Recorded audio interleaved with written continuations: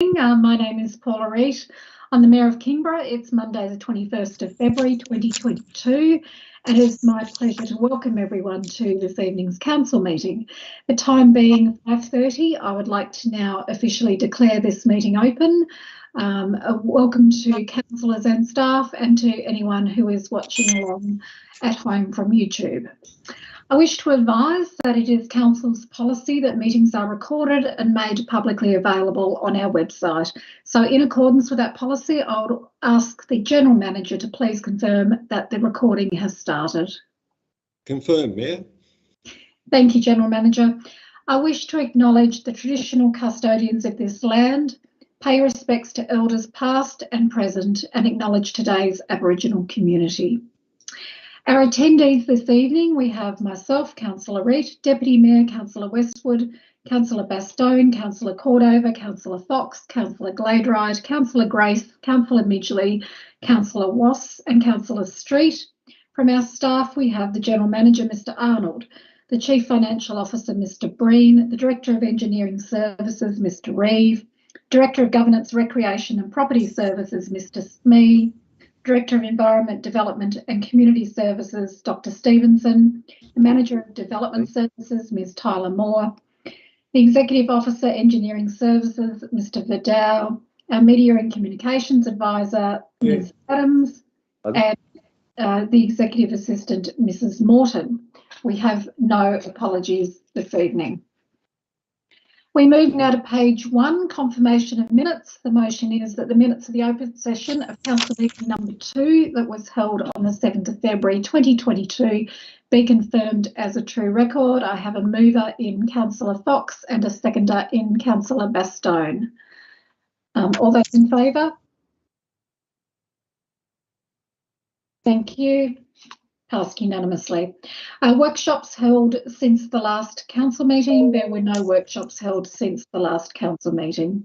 Moving now to declarations of interest. Does any councillor have a declaration of interest that they would like to declare? I have 2 that I would like to declare. The first one relates to DA 2021-578 in relation to a development application for a property at Kingborough Road, Blackmans Bay. I will not take part in that decision, so I will hand over to the Deputy Mayor, Councillor Westwood, during that debate, and I will switch off my camera and microphone and leave the room, but somebody will summons me back when that debate is over. I've taken advice from council staff. That's the best way that we can deal with this, given that we're actually meeting online. My second declaration of interest is in relation to DA 2021-678, which relates to an application by a vineyard at Flower Pot in relation to extension of some hours.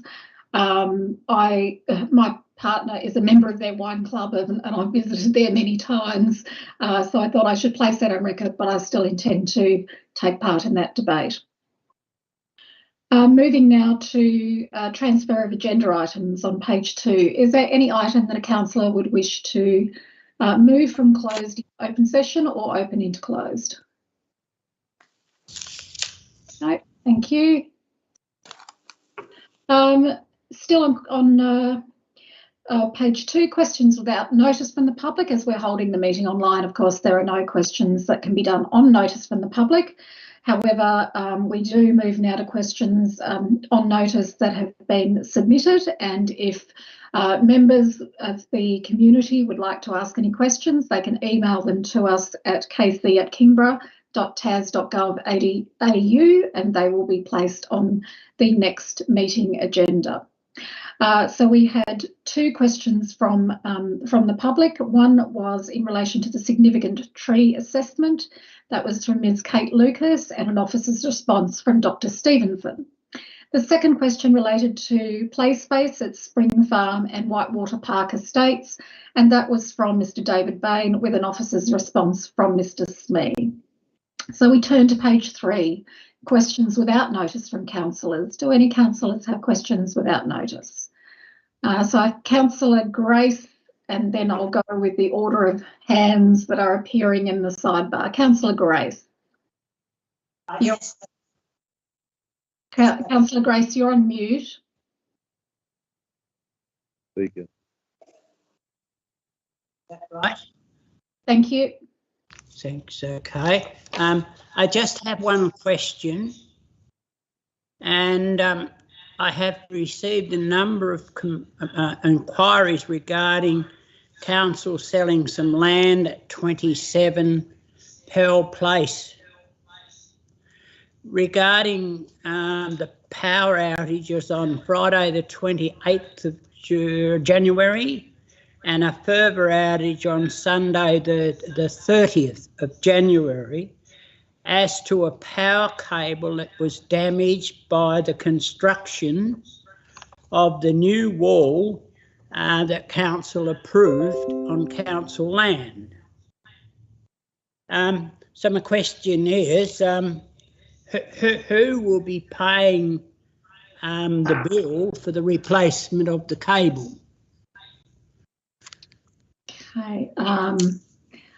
I can't see my. I'll ask perhaps the general manager. Look like he's putting his light on. Mr. Arnold, are you able to assist us with that? Thank you, Mayor. That one hasn't been brought to my attention, but Councillor Grace, I'm happy to take that one on notice and provide a written response. Thank you. Thank you. Just waiting to see who was next. I think it might have been Councillor Bastone. Yes, Councillor Bastone. Thank you, Mayor. Through you to Mr. Reeve. I'm just wondering when the sealing of Harvey Road on Bruny Island is to commence. Do we have a time yet? Mr. Reeve. Through you, Mayor, if you recall when we went through the budget deliberations last year, I know it was a little while ago, but what we discussed was actually putting the project to bridge across financial years. So we're just in the process of actually designing those works there. So we expect it won't be till later this financial year that we'll get a start on those works. Okay, thank you. And probably to Mr. Smee, through you, Mayor. When will the council start doing maintenance on Mills Reef Park at Alona?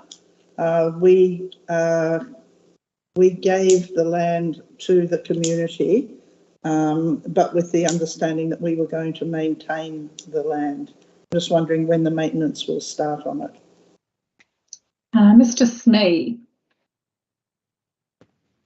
Through you, Mayor, the decision of council was that the local community had to prove that they had a use for the land, which they have done in terms of turning it into a community park, but there's yet to be any negotiation with council over the maintenance. The park is not yet developed and has certainly not been handed over to council to maintain. So those discussions would need to take place between the community association and council. Thank you, Mayor. Thank you, Councillor Bastone. Next I had Councillor Gladright. Thank you, Mayor. Through you to Mr. Reeve, I was just wondering if there was an update, please, on the pedestrian counts on Beach Road in Kingston Beach and how that report is going, because I believe that was meant to come back to council in February. Mr. Reeve. Yes, through you, Mayor. Yes, we certainly have done a lot of the prelim work in terms of some pedestrian counts and some traffic counts. We are running a little bit behind in terms of actually getting that report back to council, just with some staff that have actually been off work, but we're hoping to get that up in the next 4 weeks. Thank you. Thank you, Councillor Gladright. Next I had Councillor Westwood and then Councillor Midgley. Thank you, Mayor.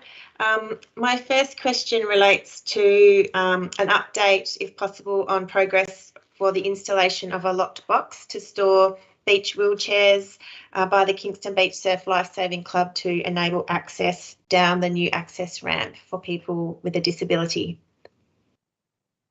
Okay. can answer that, and then the General Manager might be able to give an update. So following some discussions about the location of that facility, which will store, it was part funded by Kingborough Council and part funded by the Surf Lifesaving Club, and it will, we had to get a purpose-built storage locker manufactured. That's now been done, and we've just been locating it in an appropriate place. We're very much aware that there are sensitivities amongst the community about having large structures located on the foreshore, as we saw when there was some Taswater infrastructure installed on the foreshore at Blackmans Bay Beach recently. So discussions have taken place with the Surf Lifesaving Club. There's now been an agreement that it will be located at the grassed area in front of the toilet block at Kingston Beach on Osborne Esplanade, and the slab has been poured last week. So as soon as that is ready to what do they call it? The concrete is cured. Then there's just some signage that needs to go onto the storage locker, and it'll be put in place, and the wheelchairs will then be made available, and people will be able to access that facility 24 hours a day using an MLAC universal key. Thank you. That's wonderful. The anticipated date for the commencement of the 28-day consultation on the significant tree register, when does Council expect that 28-day consultation to start, please? I believe that is just about to start, but I'm just looking amongst the staff who might be able to help us with that. Dr. Stevenson? Through you, Mayor, I was just trying to check back on my emails, and Ms Tyler Moore might have a more exact date, but we're certainly close. We have to get the website information up before we start the consultation, and we have to line up the letters going out with the website information, but it's certainly not far away. I did see Ms Tyler Moore just had to put her hand up momentarily. Do you have anything that you'd like to add to that? Yes, through you, Mayor. It's intended to commence that in the Mercury on Saturday. This coming Saturday. Thank you very much. Yeah, I thought she would have. Thank you. Now, I still have Councillor Westwood and Councillor Midgley with their hands up. Is that just, yes, do you have other questions? One more question from me about your meeting, Mayor, with Primary Health Tasmania representatives on the 14th of January. Just a high-level overview of that. I realise it's quite a few weeks ago now, regarding the lack of youth mental health services in Kingborough. Just wondering if you could give us a brief update. Sure. So that was a meeting that Dr. Stevenson and I had with, I think it was around 4 different representatives from Primary Health Tasmania, in relation to the needs of young people in Kingborough to access more timely mental health services, because there was a period of time when we did have Headspace having an outreach centre here. Unfortunately, that ceased some time ago. Whilst they appreciated the growth that we're experiencing and some of the barriers such as transport, they were very honest with us about one of the major issues is actually the lack of availability of qualified psychologists. So I think, as we know, there's a statewide, and indeed I think I'd say an Australian-wide shortage of psychologists at the moment. Those that are in both public and private practice have significant waiting lists. So that does cause a range of challenges. They did offer us, as a follow-up, they did provide us with a range of resources and links that we are going to sort of disseminate to via our social media and so on, where young people can access more immediate health, like Kids Helpline and that sort of thing. But it's not an acceptable situation. It's a concern right around the state. I understand it, particularly in regional areas. I would hope that it's something as a longer term plan that the University of Tasmania takes on board, and the state government, and there's some incentive for them to actually offer more places within psychology. but there is no short, easy solution to this, unfortunately, except for continuing to lobby to have a presence here as psychologists become available. Thank you. Councillor Midgley, is your hand still up for any reason? I will come back to you. You've already had one question, so I'll go. Councillor Cordova. Questions? Sorry? I haven't asked any questions yet. Oh, sorry, I beg your pardon, Councillor Midgley. It's okay, maybe because we saw each other today. Thank you, Mayor. So my first question is in regards to Gormley Drive in Kingston, and I'm wondering if staff have received any emails or concern from the community in regards to the safety of this road. Often when I'm there picking up my kids 5-6 days a week, a local person mentions to me about the state of the road there. I'm sure Mr. Reeve would like to talk about that, but out of interest, as I was actually driving down it last Friday, I made the exact comment to a staff member who was in the car with me, why hasn't this been sealed? Because it is certainly a challenging road. But Mr. Reeve, would you like to provide us with some further information, please? Through you, Mayor. Look, I haven't personally received anything, but that doesn't necessarily mean there isn't people out there who use the road and I get dissatisfied with the current surfacing. Certainly the idea was to develop a lot more in that particular area there in terms of the overall master plan there and look at what we're going to be doing with that access road as part of that. However, it will come to the point of actually saying, well, how long do we actually wait, and do we need to actually go and put in a different surfacing type there because it may be some time away. So we did do some work going back last year on Gormley Drive in terms of actually repairs to it, which allows a reasonable base for the road there. So it would be possible to go back there and put a seal on top if we wanted to. So it'd be something that we'd probably go away and have a look at and cost out and work out whether or not that's worthwhile putting forward for the next budget. Thank you, Mr. Reeve. Thank you, Mayor. Question raised at the Brewery Island Community Association that I attended with Councillor Grace and Councillor Bastone in regards to the South Brewery National Park Management Plan and the concerns there for Cloudy Bay Beach, beach access and the camping area. I'm wondering if at all the association made reference that hasn't been updated for quite a while, and it would be good to look at revisiting that in regards to the high amount of usage around the beach and beach access and the behaviour sometimes not so great at the camping area. I'm wondering at all if staff are aware, if council are involved in any discussions regarding this. I'm just trying to work out if this would be Mr. Smee or Mr. Reeve. I'm thinking Mr. Smee. Any takers? Thank you. Sorry, Mayor, I can't help on this one. I haven't had any discussions. Dr. Stevenson may have through the Bruni tourism work that she does, but no, not something I've been involved in. Thank you. Dr. Stevenson. No, I'm sorry, I'd have to take on notice. Thank you. And a further question that's been on my list to raise for quite a while that's been noted to me by local residents of Whitewater Creek about the platypus that lives there. I'm not sure if there's just one or a couple, but in regards to just the water quality and if at all we are aware, I know staff are aware there is a platypus living there, but do we at all look at that habitat, the water quality, and have we looked at any environmental projects regarding the platypus habitat for Whitewater Creek, as we know is sometimes full of not so great amounts of rubbish from local building sites? I'm trying to look at the list of names and find you the right staff member for this one, Dr. Stevenson. Thank you. Through you, Mayor. Councillor Midgley, I can't answer it fully and I'm happy to provide further information as a follow-up, but we do have a program of monitoring for Whitewater Creek as well as a range of restoration projects.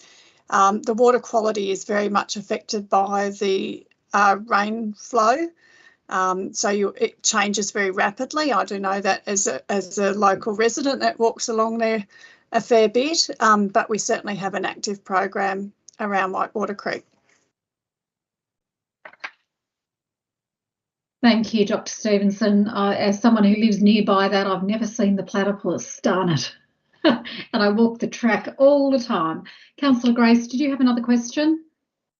I'm going to unmute you. I can't unmute you. You have to unmute yourself. Okay, sorry. You and I met regarding the Margate Tavern. I noted it wasn't in your communications, or did your communications end before we actually met? So I don't tend to list in my communications all the what I would refer to as the internal meetings that I have with councillors, because we go on for pages and pages and pages. So I tend to only list the meetings that I have that mainly particular project groups or external people. Okay, thank you. I've got Councillor Cordova. I beg your pardon, Councillor Cordova. You were before Councillor Grace. I apologise for that. It's really funny wherever it is on my screen where I have to look multiple places. So my apologies. That's okay. Thank you, Mayor. My question is about cat management. At least 600,000 native animals are killed in Kingborough each year from domestic cats alone. And from March the 1st, 2022, a person must not keep more than 4 cats over the age of 4 months on their property without a permit, and all cats over the age of 4 months must be microchipped and desexed, among other provisions around breeding cats, for example, and requiring the need to be part of a recognised cat organisation. My question was, in the lead up to the 1st of March, how is Council preparing? Is everything on track, and will councillors be given an update about any ongoing compliance issues that relate to the new cat management provisions? Thank you. Look, I agree with you. That's a significant issue for the municipality, and Dr. Stevenson would be able to give us an update in relation to the preparations for those regulations coming online. Through you, Mayor, we have started providing some community alerts through the Chronicle and our socials and our website. In terms of compliance in relation to these new regulations, we, as with a lot of these types of activities, it's responsive rather than proactive compliance, which was always the intent of the government's legislation, because otherwise it would be a new cost impact, a new cost shift to councils. However, we, as you know, do co-resource a cat management officer, Kayleen, and we're also plugged into the and still in the tail end of delivering the last phase of the regional cat management project. And so there's a really strong opportunity to have synergies around those activities, but our focus will continue to be an educative role more than a compliance role. Thank you, and Kayleen does a terrific job. I hope we stay on top of it. Thank you, Mayor. Thank you. Councillor Midgley, your hand is still up. Did you have another question? Apologies. No, sorry, I put it down. I didn't want to miss you a second time. Thank you. If there are no further questions without notice from councillors, then we move to page 3, which is questions on notice from councillors, of which we had a number there. The first one was from Councillor Watts in relation to COVID-19 data, with an officer's response from Mr. Smee. The second one was from Councillor Gladerite in relation to water play equipment at Kingston Park, and an officer's response from Mr. Smee. The next one was from Councillor Bastone in relation to the Beretta reuse shop, with an officer's response from Mr. Reef. The open session of council now adjourns at 5:54 p.m. and Planning Authority commences at 5:54 p.m. So we're on page 5. Just a reminder, we're sitting as a planning authority. Our first item is PSA 2021-1, proposed amendment to the Kingborough Interim Planning Scheme 2015 of rezoning from rural resource zone to environmental living zone at 2015 and 2187 Brewery Island Main Road, Great Bay. I have a mover in Councillor Gladerite. Do I have a seconder, please, in Councillor Fox? Councillor Gladerite. Thank you. Thanks for reading out the title of the officer's report. The application meets all of the considerations required under the Land Use Planning and Approvals Act 1993 and is recommended for approval. The intention of the rezoning is to align the zoning with the current land use practices in the area and also to facilitate lot subdivision. I did have a question. This report is a pre-public exhibition and therefore the proposed amendment has not yet been advertised. I was just wondering why this is coming to us now and not once we've received all of the representations. Ms Tyler Moore. Through you, Mayor, this is known as a Section 43A application, which means it's a combined application as a rezoning and an application. The legislation requires that it must be initiated by council in the first instance, so that means prior to advertising. Then once it goes to advertising for 28 days, if there are representations, then the planning department will prepare a Section 39 report, which will list all the representations and provide commentary as to whether the amendment should be amended, stay the same, or any other commentary in there for the councillors to consider before it goes to the Planning Commission. Thank you. Thank you, Ms Tyler Moore. Councillor Gladeright, did you have any further comments? No further comments. Thank you. I had Councillor Fox next, and then Councillor Bastone, and then Councillor Midgley, and then Councillor Cordova. Thank you, Mayor. I have a question, and that is, as it shows in the diagram, that council owns an airport right next door to this subdivision, and there's no mention in the report of any potential conflict or impact that the subdivision may have on the airport or vice versa.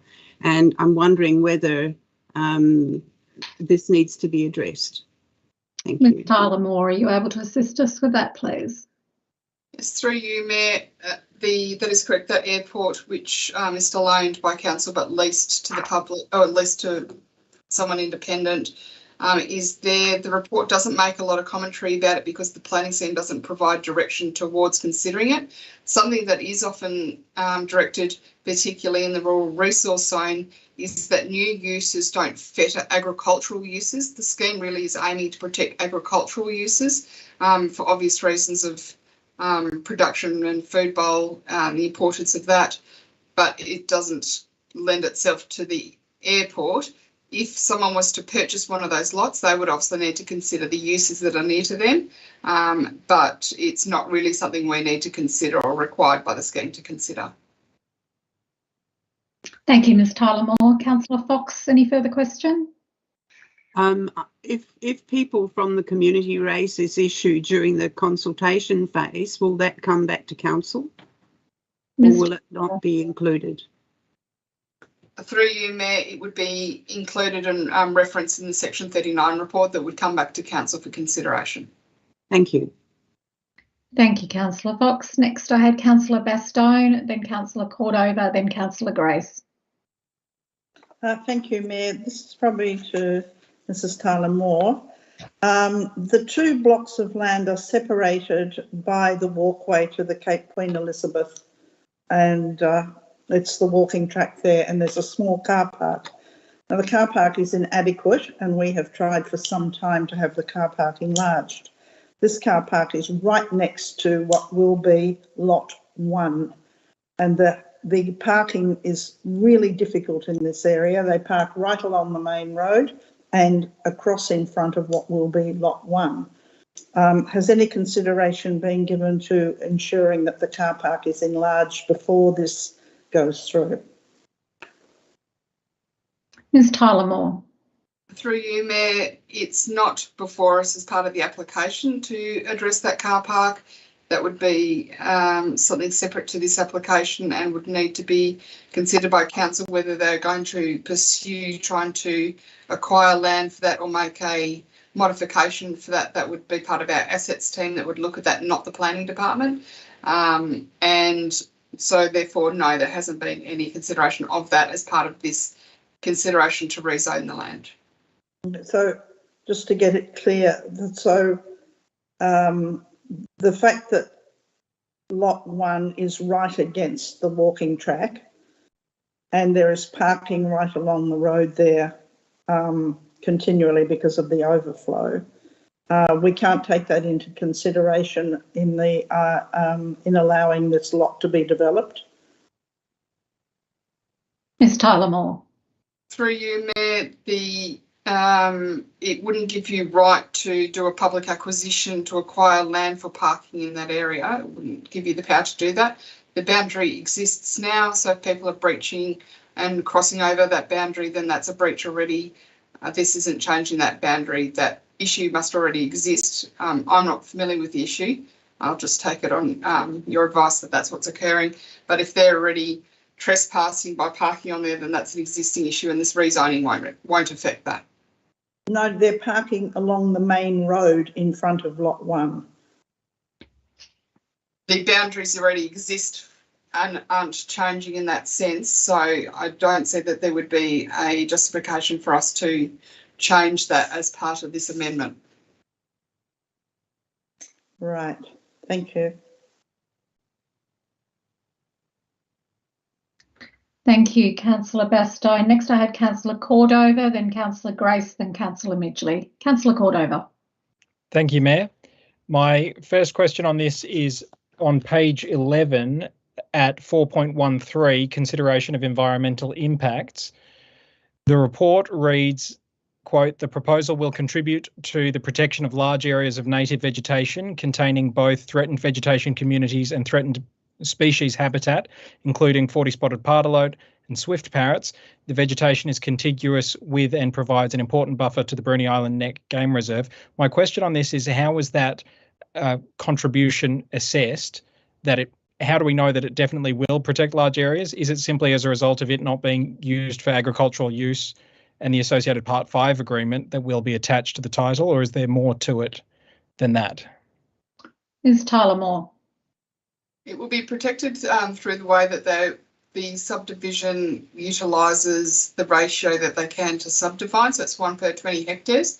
So it doesn't mean that each lot has to be 20 hectares, it's just giving a ratio. By putting in the additional new lots, it's using up that ratio, if that makes sense, and the remainder of the land will therefore stays as it is, and there's the Part 5 agreement. I've not been to the site, but my understanding is that much of that site would be underdevelopable anyway, but I wouldn't necessarily quote me on that, and that also just gives some hope that it will be protected into the future. Thank you. And I guess a follow-up question. I think I get it, but is it fair to say that it will be better protected after this subdivision happens, or this rezoning rather happens, as opposed to how it is right now? Because my assumption would be the way that it is right now is surely also protected, but I think I'm interpreting that there will be greater protection after this takes place. Is that correct? Ms Tyler Moore. Through you, Mayor, it's more that this outcome is better than another outcome that could be proposed by an owner of that land. They could choose to subdivide it in a different manner that would not necessarily protect those assets. Thank you, Mayor, and thank you, Ms Tyler Moore. My second question is about the Aboriginal heritage. So this is 4.25 under other matters on page 13. There are 4 recorded Aboriginal heritage sites within 2,187 Brewery Island Main Road that were recorded in the 1980s as part of an assessment focused on the Brewery Island Neck Game Reserve. The thrust of my question is about what is an unanticipated discovery plan? What does that look like? Is that available to the public? And I guess what protections are in place through Aboriginal Heritage Tasmania to make sure that this actually happens and that Aboriginal heritage is protected on that side? Through you, Mayor. The Aboriginal matters are not really touched upon in the planning system and the planning scheme, as we've discussed in other applications, such as the Huntingfield Subdivision. So this has become apparent during a desktop research, and I believe was also raised by the applicant as part of their application. Strictly speaking, under planning, we don't have to consider Aboriginal matters, and I'm not suggesting that there's agreement about how that works, but that is what it is. So the protection of relics and artefacts and sites is all managed by Aboriginal Heritage Tasmania, and they need to work in that work plan. In the event, my understanding is that in the event that relics or artefacts were found, they would be required to stop works and follow the protocol set by Aboriginal Heritage Tasmania. So it's not actually something that council is involved in. We're supportive of it and glad to see that it has come up early in this one, but it's not strictly a requirement of planning. Thank you for that answer. And just to finish my contribution, Mayor, it's obvious that when not acting as a planning authority, we need to be doing more to advocate to strengthen Aboriginal heritage protection, and I guess to engage more closely with First Nations people for whom Bruny Island is so important. But with respect to this proposal, Mayor, I think it is good that that this will provide some protection to large areas of Bruny Island, and the way that it's been laid out in the report leads me to believe that this is a good thing. I will say that the public consultation element of this is going to be so crucial, and I really welcome community feedback about this. But as it stands, I'm comfortable with this proposal as presented, and I support the officer's response. Thank you, Mayor. Thank you, Councillor Cordova. Next, I have Councillor Grace, who is on mute. So before you speak, Councillor Grace, if you could unmute yourself, please. Got me? Thank you. Yes. Mayor, I'm a little bit sceptical. This is not very, in my terms, my terms of the way I speak, is not consistent with our planning scheme, because what we're dealing with now is for rezoning only. We go over to page 50 or whatever it is, and then we've got another application for a 2-lot subdivision on the same thing. Then we go over again and we've got an application for two dwellings. Doesn't make sense. How can we give approval to subdivide the 2 blocks of land until this is, it's a bit shady in the fact that this should have came forward first for the rezoning. Thank you, Councillor Grace. I'll get Ms Tyler Moore to answer that, but please don't use phrases like shady, because this is this is not something inappropriate that council is doing. These sort of scenarios have been before us before.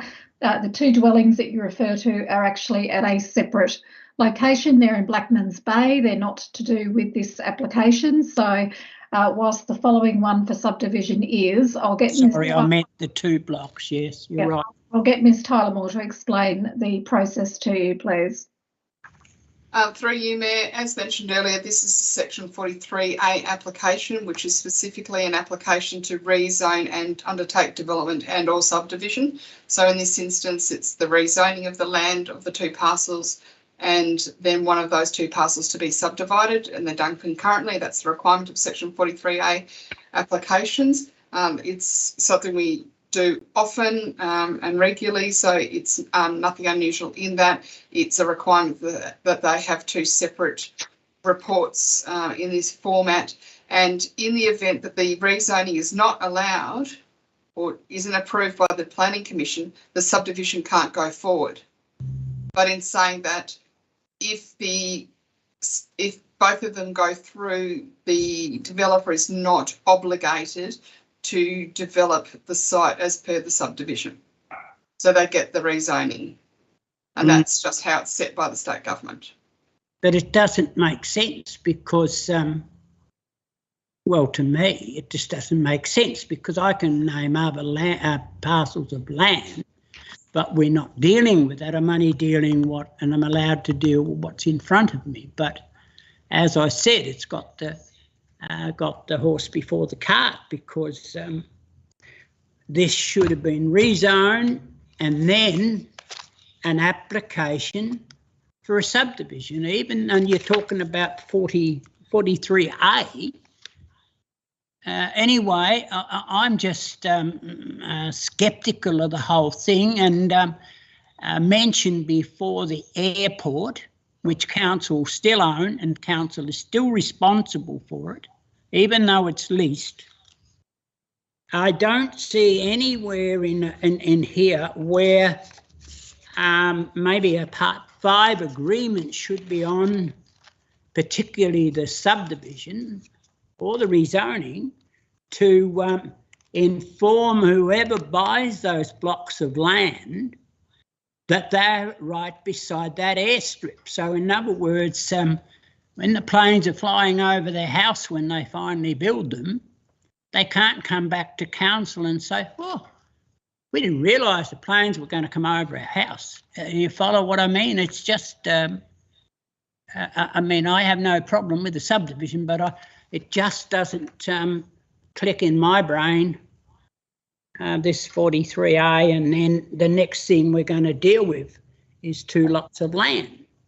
Thank you, Councillor Grace. So as Ms Tyler Moore just explained, the planning laws under which we have to deal with this suggest that the 2 matters can be dealt with concurrently. So in the event that the rezoning does not go through, then obviously the subdivision is unable to proceed. I understand that, but why are we dealing with the subdivision? Well, because the state government has written that into the planning laws, and we have to follow the state government's planning laws. This isn't a case where we can pick and choose when we deal with things when we like. We have statutory obligations to deal with these matters in line with the regulations and the laws set down by the state government, and that's exactly what we're doing in this situation. It's like many other instances where at one time or another, I think all of us around the table have had concerns about aspects of things to do with the state planning scheme where we've been forced into making decisions that we haven't wanted to make, because it is the law and we have to assess in accordance with it. So I'm sure we all share your frustrations, but we are following the procedures here that the state government has set down.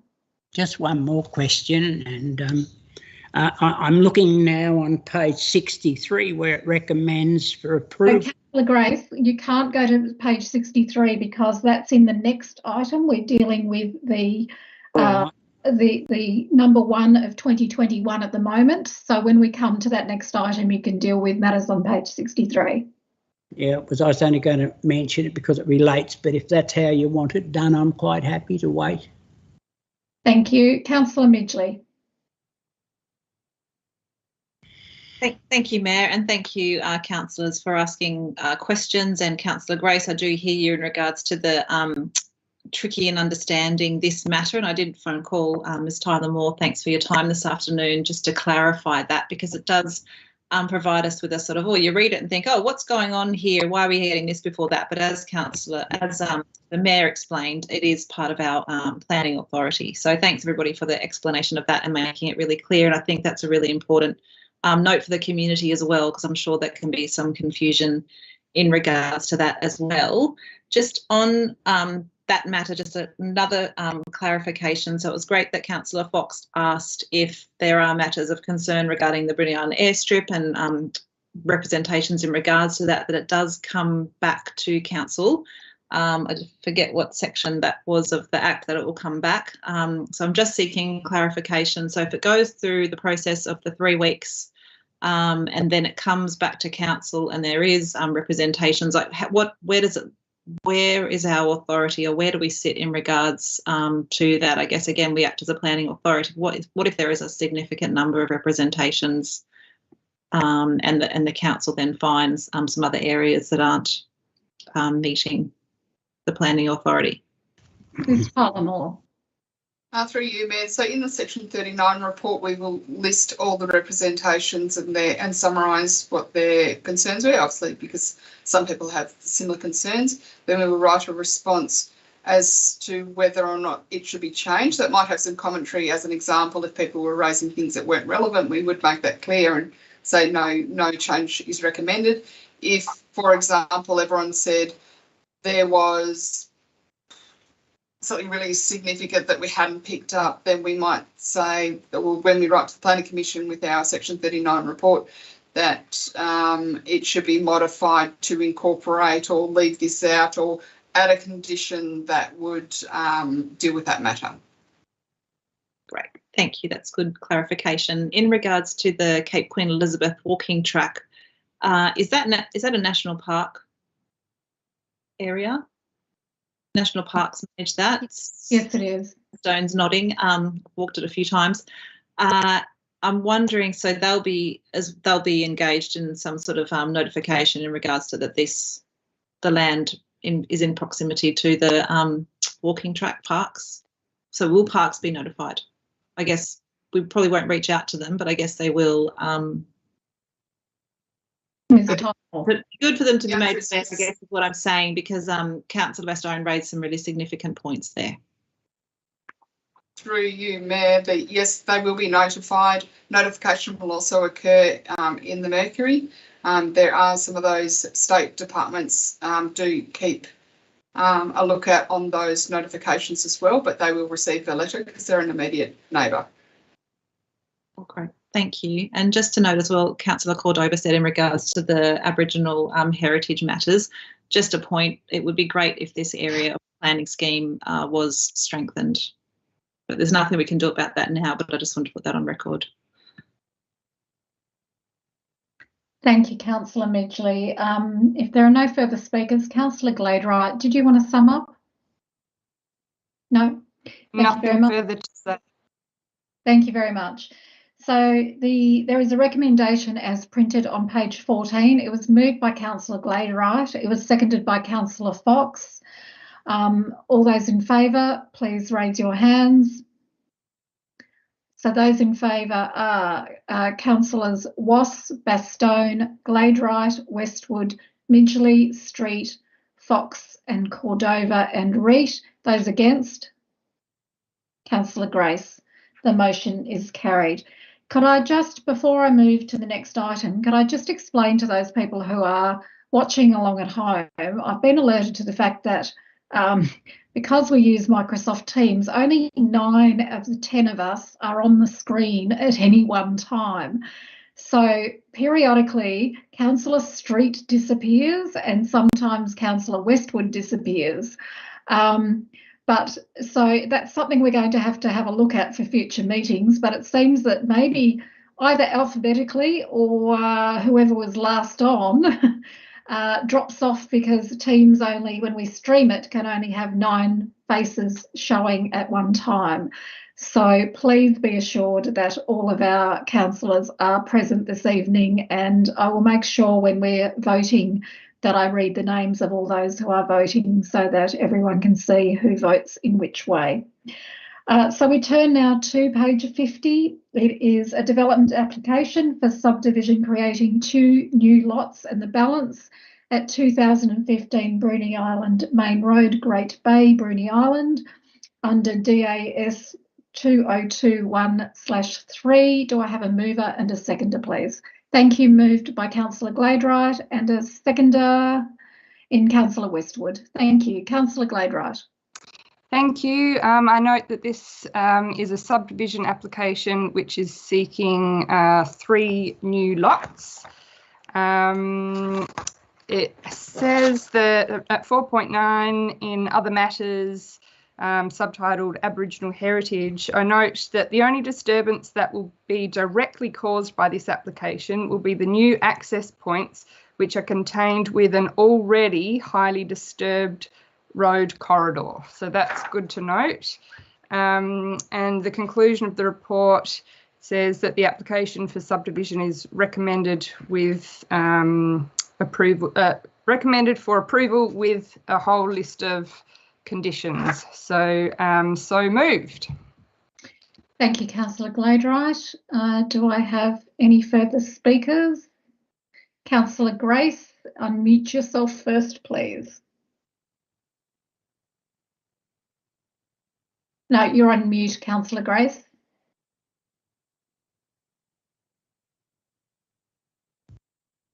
Thank you. That's right. We can hear you now. Thank you. Again, I'll raise the point, and again, I'll vote against it because, again, I think it's I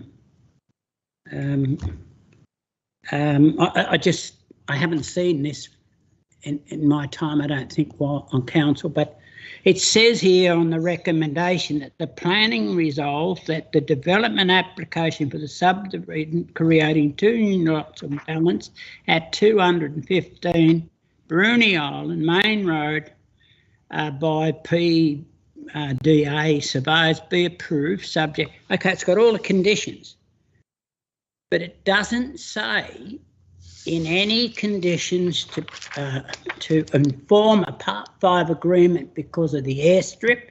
It doesn't say in this recommendation, and I guess it should say, if the rezoning failed, the subdivision fails, because it's not written in here, even though you're telling me, yeah, well, even though we know if the rezoning fails, the whole thing fails. It just, anyway, again, I just find it strange. So, and I am concerned about the airstrip. We talked about the airstrip before.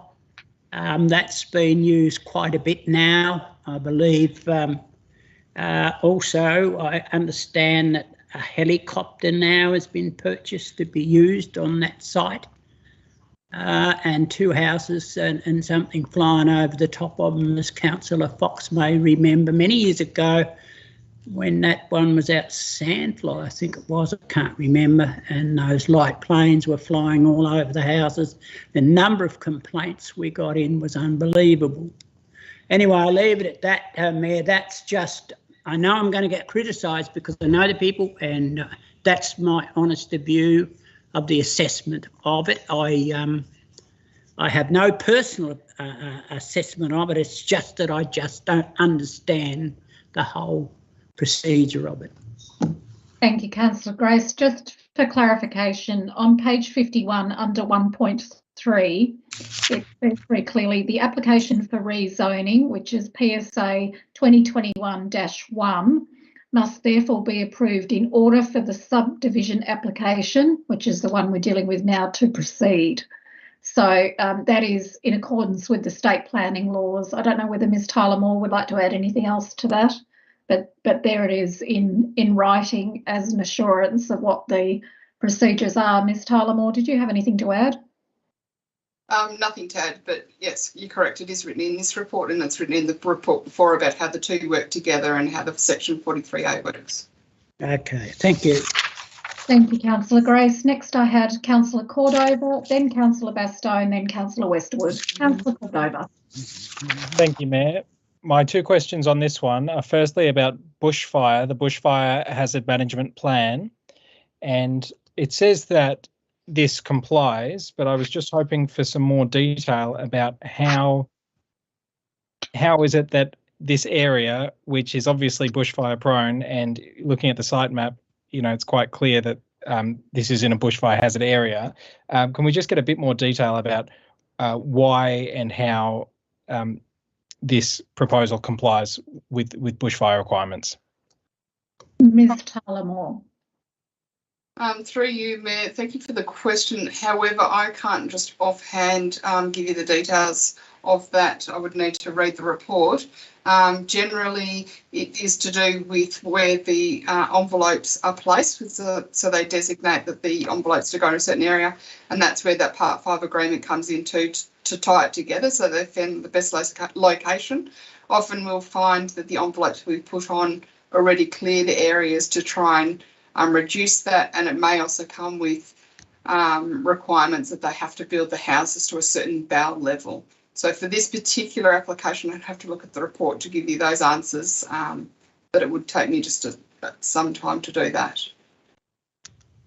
Thank you, Mayor. And yeah, thank you, Ms Tyler Moore, for that. And it does say on page 70 that it has to be to a the separation distance is required for BAL 19 for all lots. So it does speak to that. My next question is actually about that Part 5 agreement. And again, it's one about just clarity, just so that I am clear on it. The Part 5 agreement, it says at item 2 in the recommendation on page 63, prior to the permit coming into effect, the owner must enter into a Part 5 agreement with and to the satisfaction of council to the effect that the measures contained within the certified subdivision bushfire hazard report and associated bushfire hazard management plan must be implemented in relation to any future developments on lots 1 and 2. I would just like to understand that, so the Part 5 agreement relates to bushfire management, but does it also relate to biodiversity protection and environmental protection? Because what I got from the previous debate was that as a result of the Part 5 agreement, we will have large areas of land protected, and I just want to see how the Part 5 agreement relates to that. Ms Tyler Moore. Through you, Mayor, Condition 2 requires a Part 5 agreement related to the bushfire. Condition 3 relates to the vegetation conservation as well. They're just split up because they're easier to manage and deal with the applicant and easier to understand for the applicant. But they both require Part 5 agreement, so it would all go in the one Part 5 agreement, or they can be separated as well. So Condition 3 is the one about the vegetation protection and habitat values.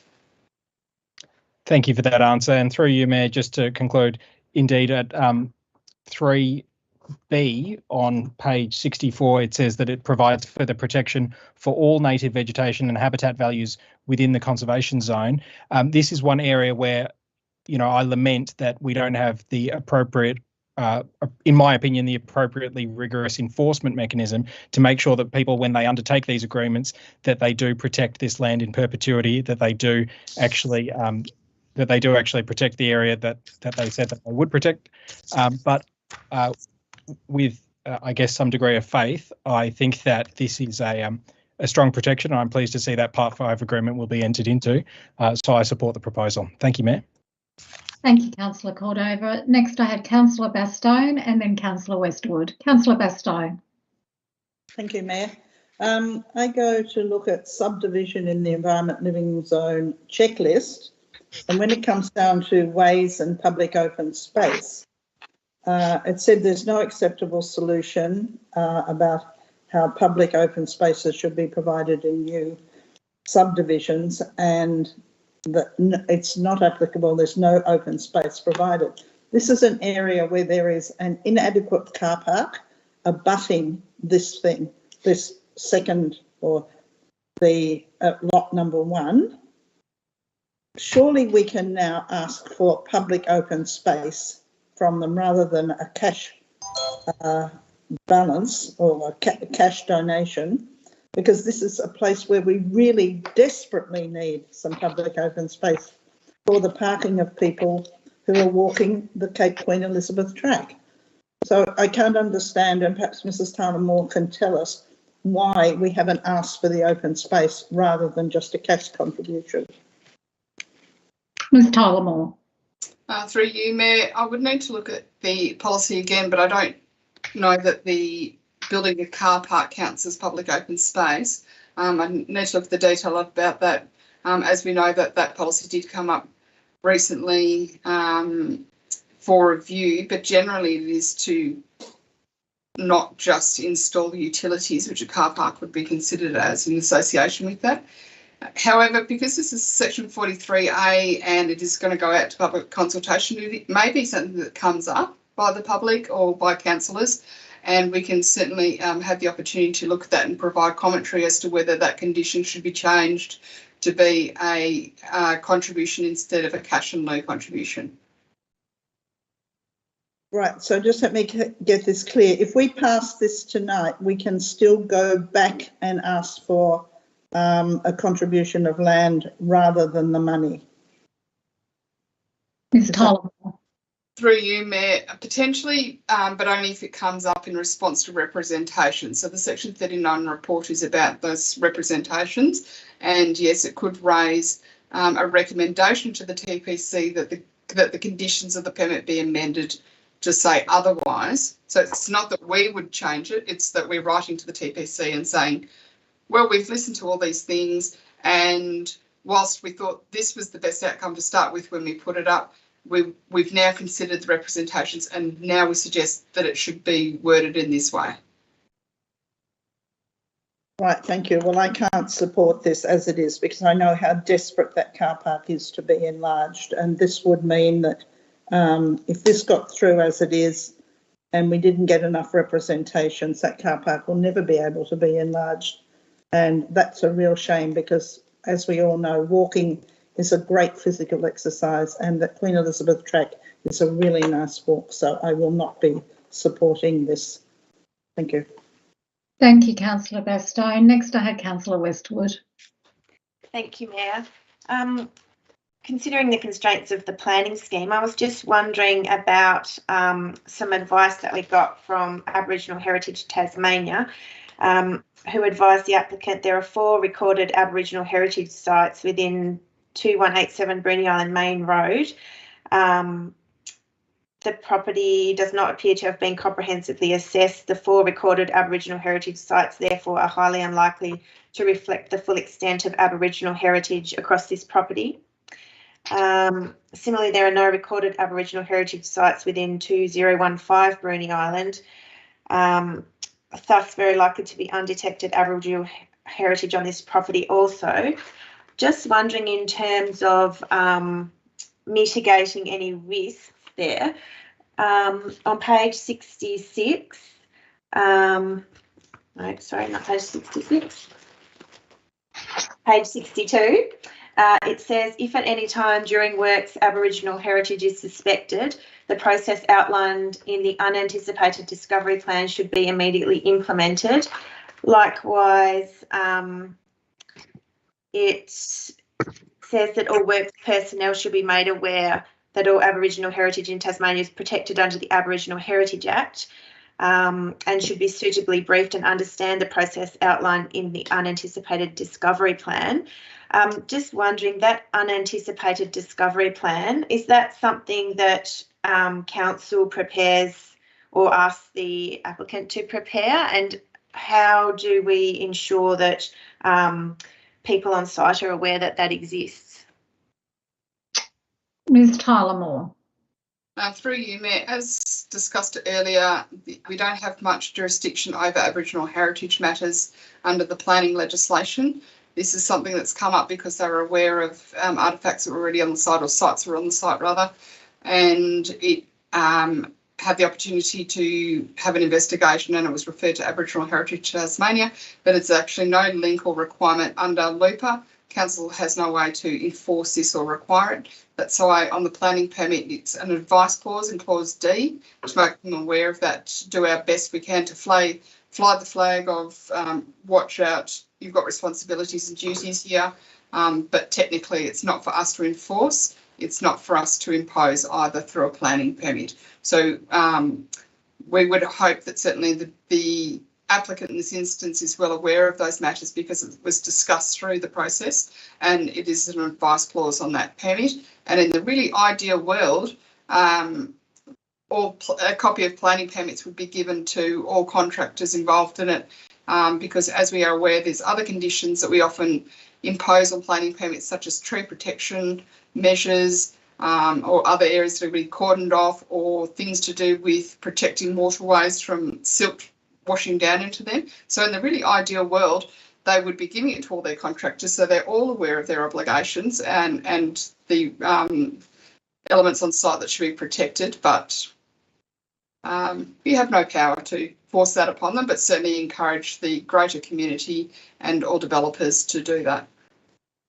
Thank you, Ms Tyler Moore. Next I had Councillor Midgley. Thank you, Mayor. I did come to this with an open mind, and after listening to the councillor discussion, the Aboriginal heritage matters are of particular concern, and I understand, Ms Tyler Moore, the constraints that we have in regards to our position in council for that. But also Councillor Bastone's point in regards to the public open space and the walking track, and with the overseas borders opening, that car park is just going to get more full. And I know that we can't compare this to other matters, but I have noted once or twice before before I was on council, where public open space was raised in representations, but then it wasn't taken into account when the subdivisions occurred. So, Mayor and Ms Tyler-Moore, I do have significant concerns that if we don't make this something to be highly considered now, that we will lose any opportunity to put in the car parking for public open space later on. So I just don't know how we can be absolutely assured that this will happen when we consider the representations, if people do put representations in, and Parks and Wildlife might put representations in. But I just don't feel absolutely reassured to support this, knowing that that could be a possibility in the future. And as Councillor Bastone has raised this matter, and it is a high priority for the Brewery Island Community Association as well. Ms Tyler-Moore. Through you, Mayor, I take the point, and if the issue is as described, and like I said, I'm not aware of the car parking issue on that walk, I would think it would be very likely that's going to be raised through those representations, and I think certainly we should have a good look at it, because in the meantime, whilst it's on the public notification, council officers can take that opportunity or that time to have a look at the feasibility of that, or the possibility of that occurring as a contribution, and how that may in fact impact those allotments. So I think it would be something that's going to come up, and I don't know that refusing the application at this point and stopping it, putting the whole thing to a grinding halt, which would mean you wouldn't get the car park anyway, because you've refused the application's been refused. It would be my suggestion that the recommendation be supported, and that officers make sure that we respond to that representation about that car park going forward, because we must be open-minded that there may be a reason why the car park's not suitable, and I'm not suggesting that there is a reason, because I don't know the car park or that stretch of road. So it's something we can look into, and I don't think if it went through tonight that's going to cut you off from having that consideration. Thank you. I now have Councillor Cordover and then Councillor Fox. Councillor Cordover. Thank you, Mayor. This is a question relating to that car park option. Would it strengthen this? Is it possible, is my question, to add an amendment that would strengthen the possibility to add the option for public open space in lieu of cash contribution? Is that an option we have available to us, to add that as a condition in right now, to keep that option open? Ms Tyler-Moore. Sorry, Mayor, my internet just dropped out at the start of the question. Yep, so Councillor Cordova just asked whether it was possible to add as a condition to the permit the public open space contribution for the car park. Or the option for it. The option. Through you, Mayor, yes, the councillors are able to amend the conditions. We'd be doing it on the fly, but I think it might be a bit fraught with danger if it was written as that is definitely what you want, because we haven't actually considered, is that the best option or where the site is going to be. So as an example, you would need to say which of those lots it would be. You'd need to give some sort of direction about where it's to occur, and without an engineering design, it's a bit running on the fly. And if you make it too open-ended, you might run into an appeals situation with it as well.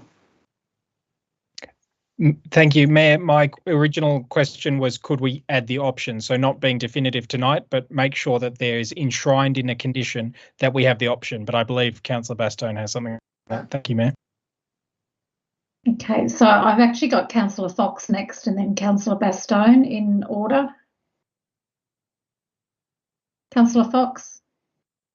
Thank you, Mayor. I guess I was thinking still about the airstrip, and I'm wondering whether, in fact, the airstrip would be seen as an existing use right, and whether the rezoning would have any implication on an existing use right or not. If it doesn't, then it would be quite capable of continuing to exist. But if it did have an impact, maybe we should also have a condition that that the residents or future residents or properties be made aware of the ongoing use of the airstrip in the foreseeable future.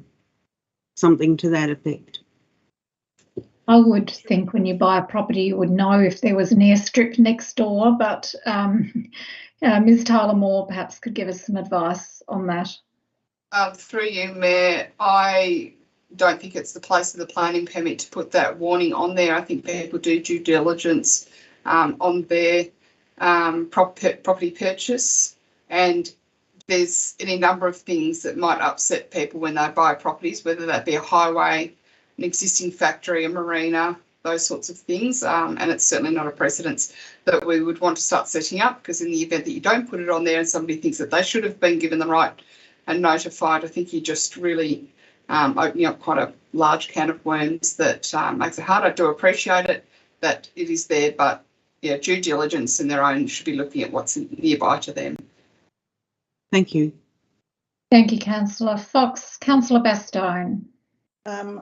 Can we move to defer this until Mrs Tyler Moore has either been out and had a look at the site so that she understands exactly where it is, because it would affect lot 1, not lot 2, and till we can write something that's not on the fly tonight?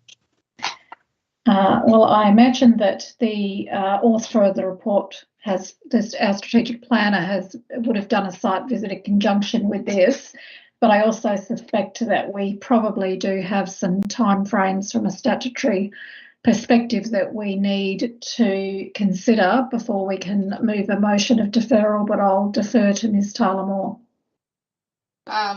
Yes, Mayor, there are statutory timeframes that we need to meet, and I would need to look at what they are, but typically they come close to the council meeting because of the long lead up time to go to a council meeting. In the event that, so we extension of time, we always ask for our extension of time to a certain point. If we ask for another extension of time and the council and the applicant refuses that, then the decision can be made by the general manager. But that means it's not coming back to the council meeting. So councillors would need to decide if they're comfortable with that or not, because we can't just push it out because we wish to push it out. There are statutory timeframes. And yes, the applicant, the officers who wrote the report and the other officers involved have been to the site and are familiar with the site.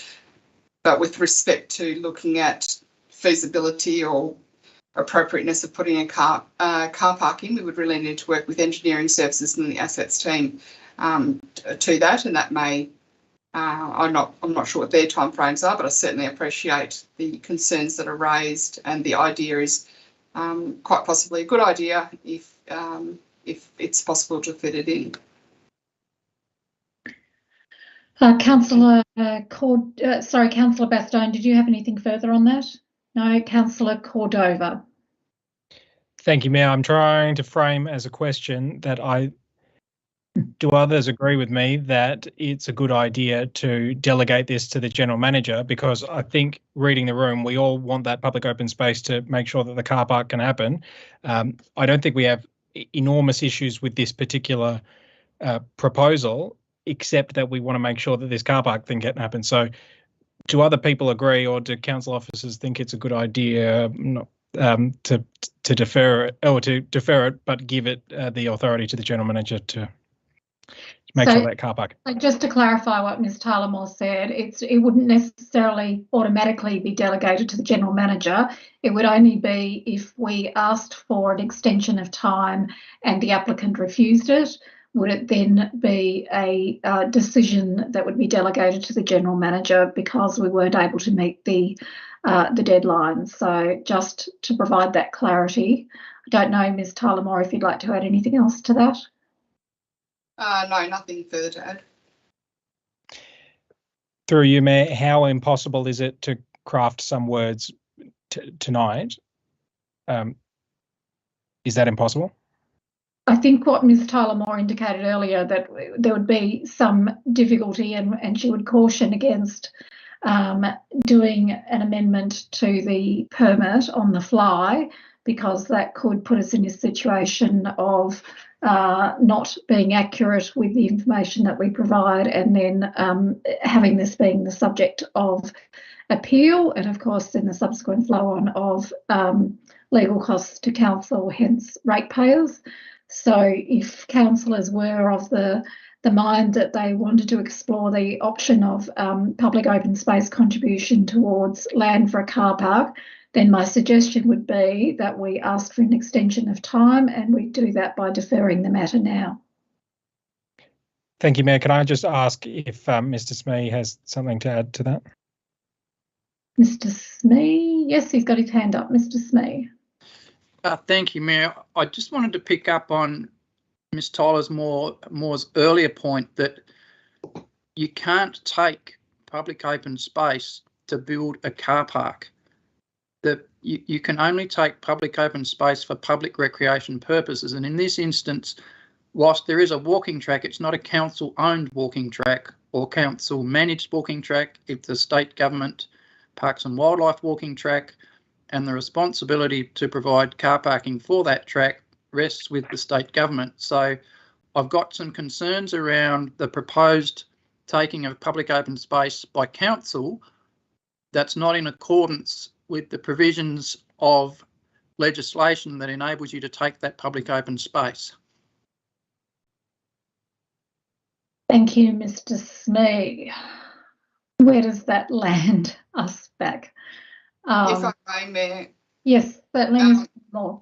If the councillors were of a mind to defer it and ask for a request for an extension of time, it would provide us the opportunity to look at the policies Mr. Smee suggested and look at any other possibilities. But of course, you run the risk that they refuse the extension of time, it goes to the General Manager, but that doesn't necessarily mean that it still can't be considered some way through that process. The other thing I just haven't had the opportunity to look up, it's very hard to listen, do Teams and read a report at the same time, is, which I need to double check, is whether if the 43A application is in fact refused, that they may be prohibited from making an application for the same thing for the next 2 years. But I need to double check that it certainly applies to parts of it. It is made harder because it's in the form of provisions, as we discussed before, not under the LUPA, so it does take a little while to have a look, but that is an element that I'm aware that occurs, but I would need to double check if it's a decision made by the TPC or by council. Okay, so I can't see any further hands up. If there are no further contributions, then I'll ask Councillor Gladright if she'd like to sum up. Thank you. I feel assured by the information given by the council staff that the community will be given a good opportunity to present their representations, and that will come back to us under a Section 39 report. And I think at that point, that's the time for us to have the discussion. It seems pretty convincing that the Brewery Island group will raise the car parking at that time. So I think that would be the best time to have that discussion. Thank you, Councillor Gladright. I'll now put the recommendation as printed on page 63, which is a development application for subdivision creating 2 new lots and balance at 2015 Brewery Island Main Road, Great Bay, Brewery Island. All those in favour, please raise your hands. In favour, there is Councillors Street, Fox, Gladright, Westwood, Wass, Cordova and Reef. Those against, please raise your hands. Against is Councillors Grace, Bastone and Midgley. The motion is carried. We turn now to page 75, which is DA 578-2021, an application for 2 multiple dwellings at 16 Kingborough Road, Blackmans Bay. As I have declared a conflict of interest, I will hand the chair over to the Deputy Mayor and exit the meeting for that period of time. Thank you, Deputy Mayor. Thank you, Mayor.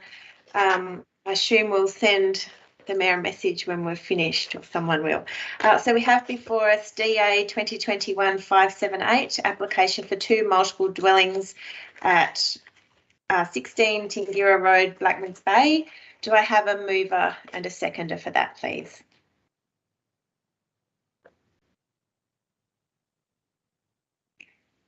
Moved by Councillor Street, seconded by Councillor Midgley. Thank you, Councillor Street. Thank you, Mayor. As you've said, we have a development application before us sitting as the planning authority for an application for 2 multiple dwellings at 16 Kingborough Road, Blackmans Bay. Whilst I accept, Deputy Mayor, that there have been representations against this development, and I do understand the concerns that were raised, I think council staff have adequately responded to those submissions and representations, and the development application does fit within a planning scheme when it's conditioned, as staff have done. And so I think it leaves us with little choice but to approve the DA as it's been conditioned by staff in the report, and I certainly thank them for the work that they have done on this matter. Thank you, Councillor Street. Councillor Midgley. Thank you, Deputy Mayor. Thank you, Councillor Street, for providing a good summary and also noting the public consultation representations. A lot of them were in concern to the privacy of the windows, overlooking the balcony and things from the other dwellings. Some non-compliance that council staff have stated that it does in regards to setbacks, and also in regards to raising matters around traffic and parking issues, stating that there wasn't enough parking on site, and council staff have responded regarding that it does provide 5 car parking spaces and 1 visitor car parking spaces. And so I will support this development. We'll be seeing a lot more of this across our municipality, and these are some of the matters that we're facing in regards to the planning scheme and the criteria that staff have to assess it against. Thank you, Councillor Midgley. Do we have any other councillors who would like to make a contribution?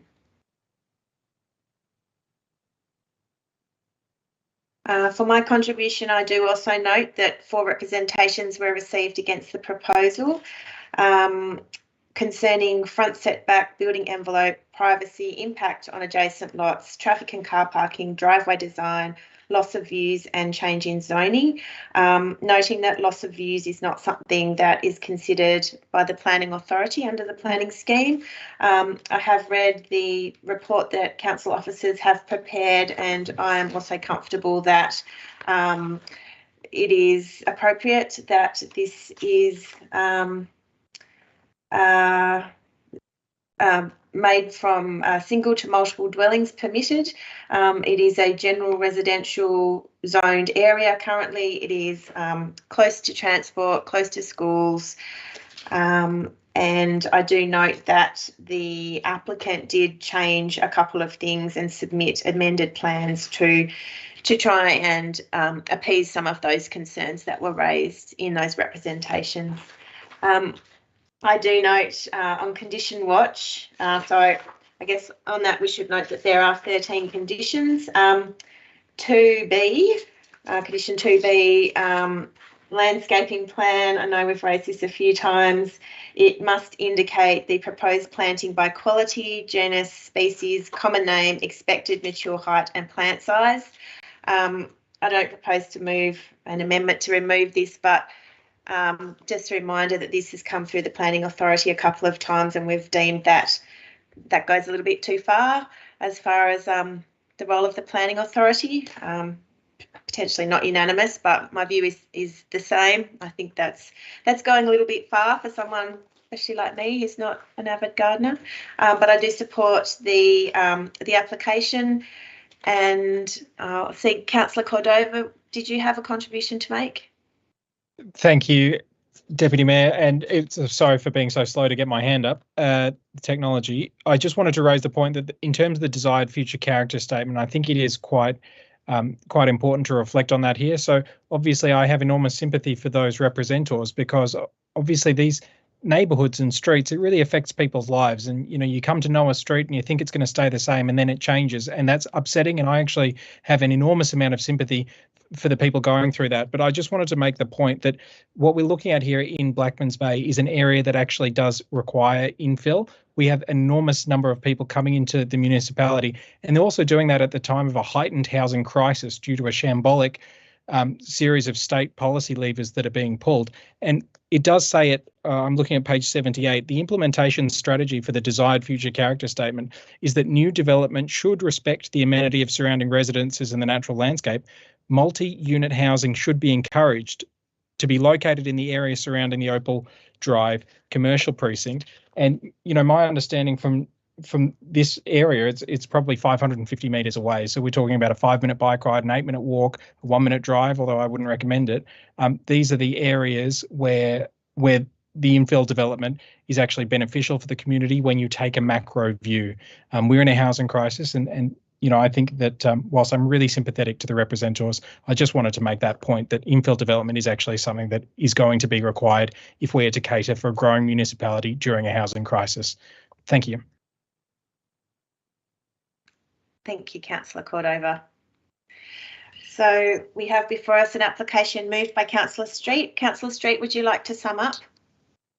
Look, only to say, Deputy Mayor, that the one thing that I omitted from my initial contribution was much along the same lines as Councillor Cordova, which is that this is actually quite a large lot in question, and this infill development is exactly the sort of thing that we've been calling for in this area.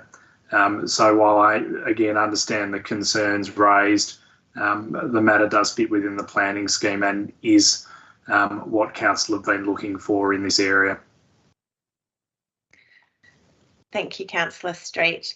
Can I have a show of hands, all those in favour of DA 2021-578? Have Councillors Grace, Gladeright, Fox, Was, Cordova, Bastone, Midgley, Street and Westwood. That is carried unanimously, and if you bear with us for a couple of minutes, we will just get our Mayor, Councillor Reef, back online to chair the next section of our meeting.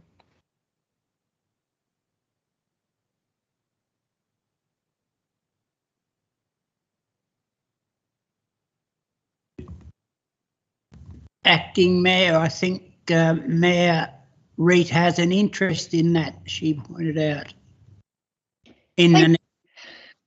Thank you, Councillor Grace. Yes, I'll let the Mayor answer that question. My understanding was that the Mayor had an interest and was leaving the room, so to speak, for the item we've just considered, but not leaving the room for this one. But I'll hand the chair back over to you, Councillor Reef. That is correct. I took advice from council staff in relation to this matter, and I was advised that I'm still able to participate in this one. So we move now to page 107, DA 678-2021, development application for intensification of winery use to allow for group dinners and extension of hours of operation at 11 Flower Pot, Jetty Road, Flower Pot, with a recommendation on page 116. Do I have a mover? I have a mover in Councillor Street and a seconder in Councillor Fox. Thank you, Councillor Street. Thank you, Mayor. We've got before us another development application sitting as the planning authority for intensification of winery use to allow for group dinners. Again, Mayor, this is a development application where there have been representations made against and in favour of the development application.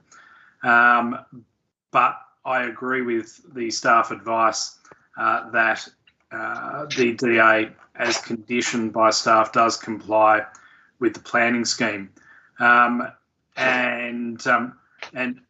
look, it's one of these matters where, again, I understand the concerns raised by representors. But again, it does seem to me as though those matters have been adequately taken into account by the developer or by the applicant, I should say, and by staff in conditioning the DA as they have.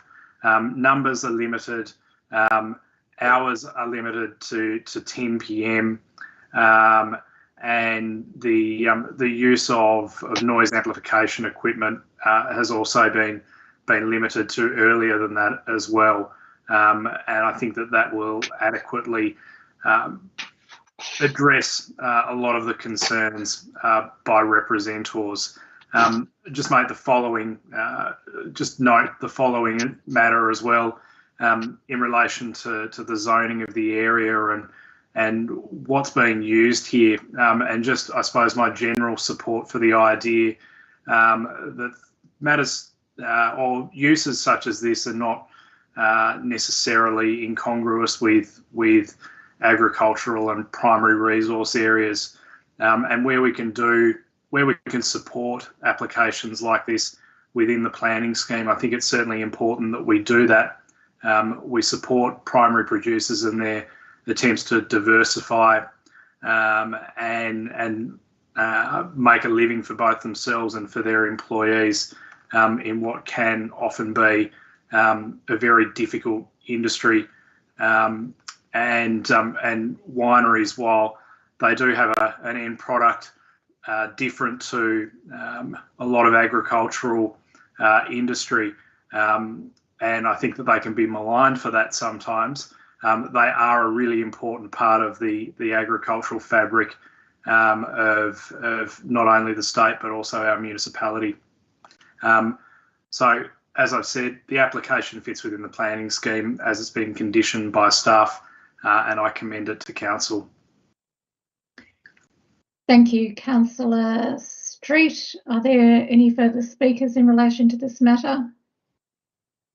No, if not, I will put the recommendation as moved by Councillor Street, seconded by Councillor Fox. There is a recommendation on page 116 with 4 conditions for the approval of the extension of the hours of operation. All those in favour, please show your hands. Okay, so I have Councillor Grace, Street, Fox, Glade Wright. Is that a hand, Councillor Westwood? Because I can't see one on the screen. Yes, thank you. Sorry, it was just off camera. Councillor Midgley, Bastone, Cordova, Was and Reet. The matter is carried unanimously. This brings us to the planning session adjourning at 7:03 p.m. We still have quite a bit to go on the agenda. So before we recommence the open session, I'm just going to call like a 3 to 5 minute recess, also known as a comfort break. In plain language, this is your opportunity to go to the toilet, ladies and gentlemen. So if those at home can just be patient, we will just have a very short break and be with you in under 5 minutes. Thank you.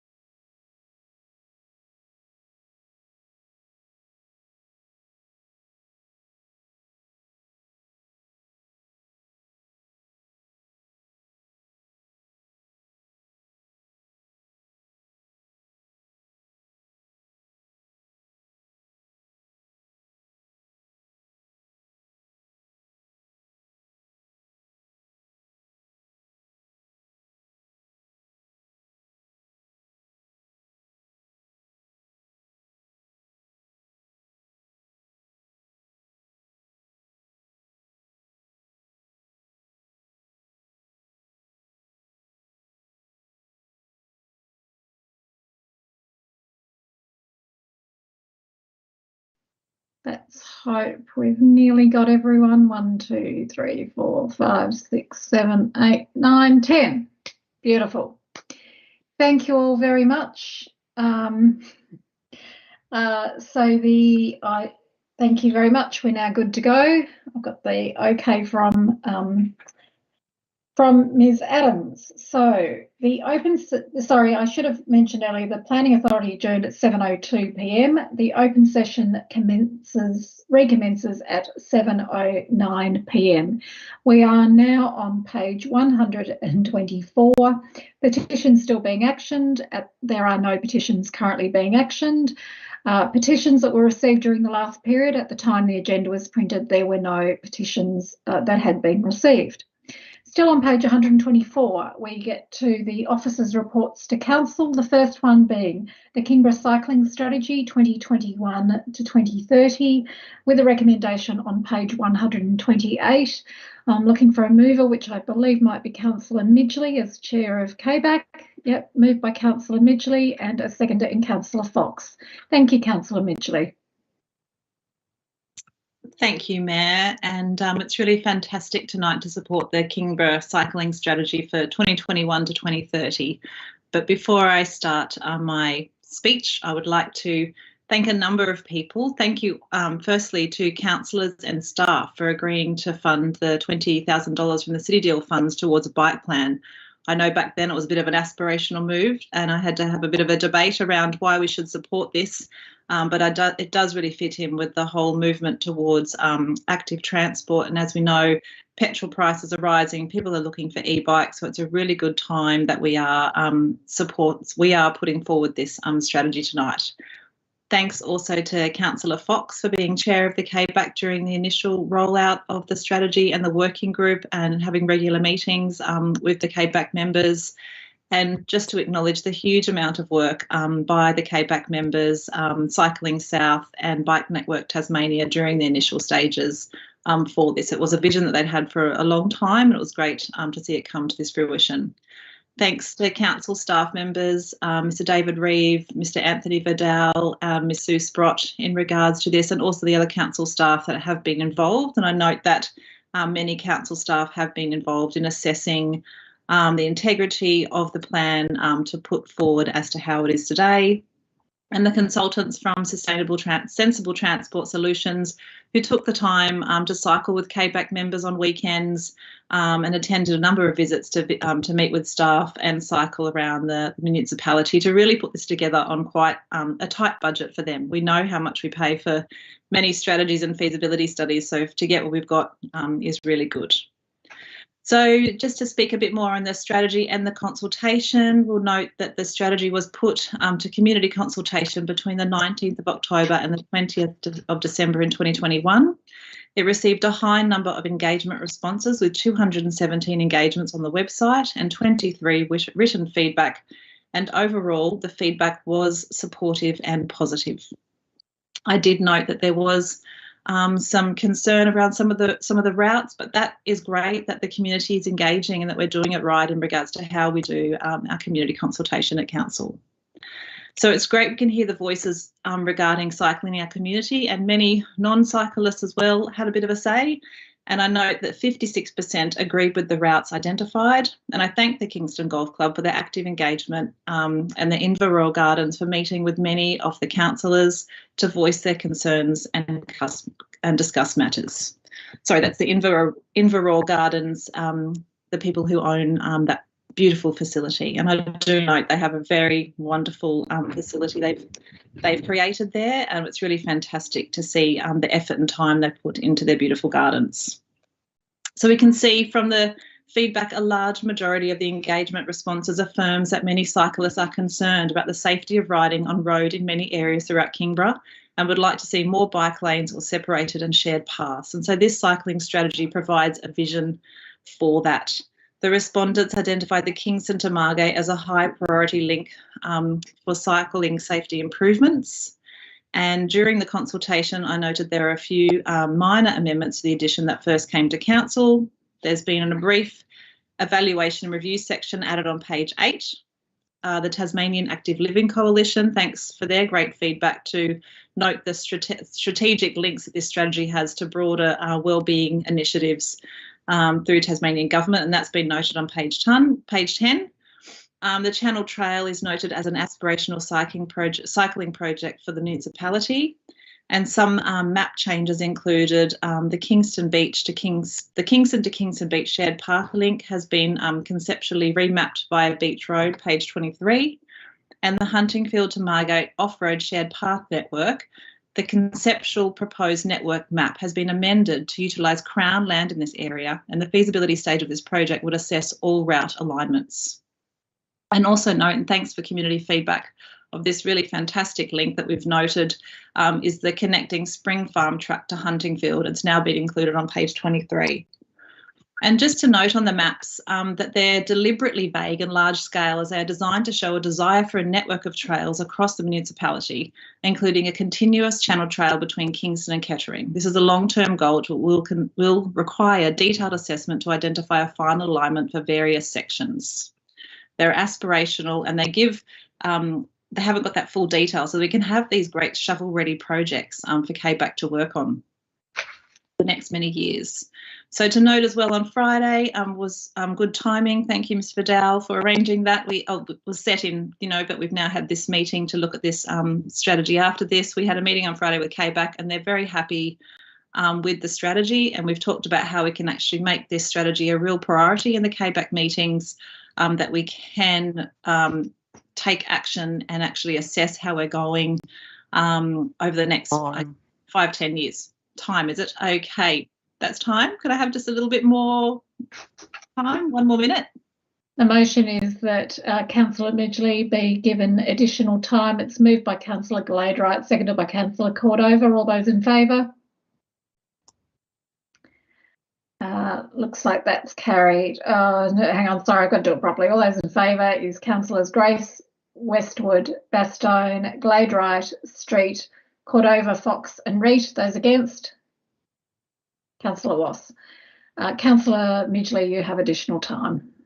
Thank you. Sorry, I should have timed myself, councillors. So noting this will be a priority for KBAC and guide direction for the next 10 years. The strategy will form an integral part of the transport planning and recreational strategies for future development and capital works programs for Kingborough. Noting the federal election is coming up, it's time we have shovel-ready projects, and it's fantastic that we have a strategy that notes our shovel-ready projects.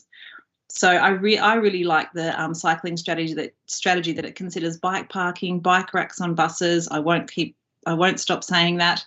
Promotion of safe cycling and a wayfind signage and mapping for the municipality. So that's a really great thing that the consultant identified in regards to wayfinding, how long it takes to get from, say, the council centre to Kingston Beach. Like, it actually changes people's mindset. They can walk or cycle. So I think it has a real benefit for pedestrians and cycling, some of the matters that are raised in the strategy as well.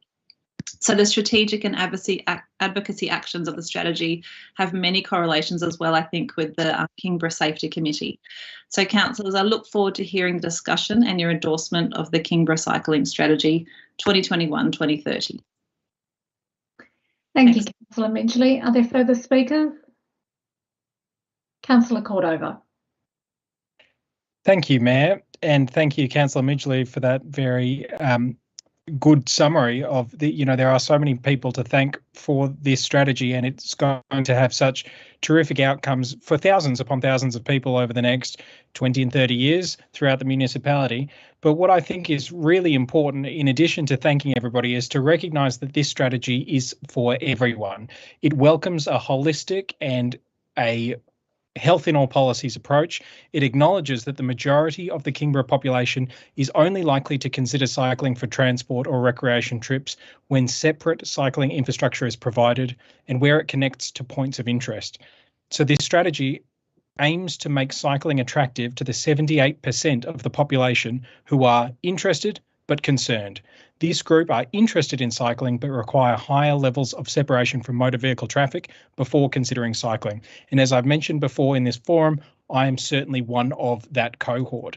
The strategy acknowledges that we are a growing municipality and that in the future there will be some tens of thousands of extra car trips if we continue a business as usual approach.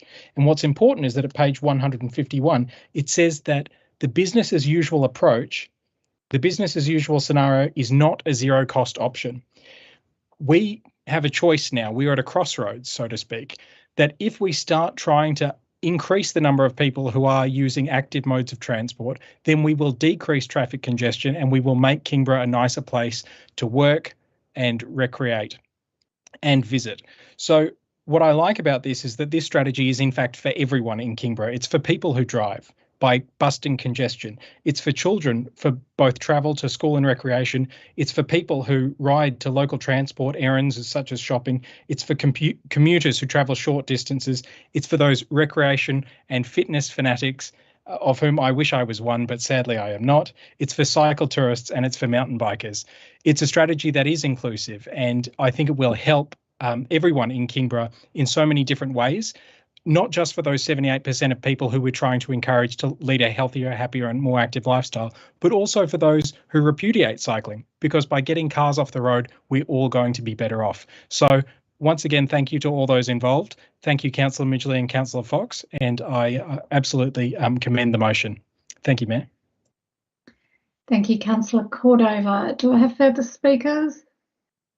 If not, I just wanted to add a few thoughts myself. I was recently interstate and for a week or so, and during that time I was in an area where there were a large connection of shared pathways, and it actually meant that for once when I went on holiday I didn't get a single Uber or taxi or bus.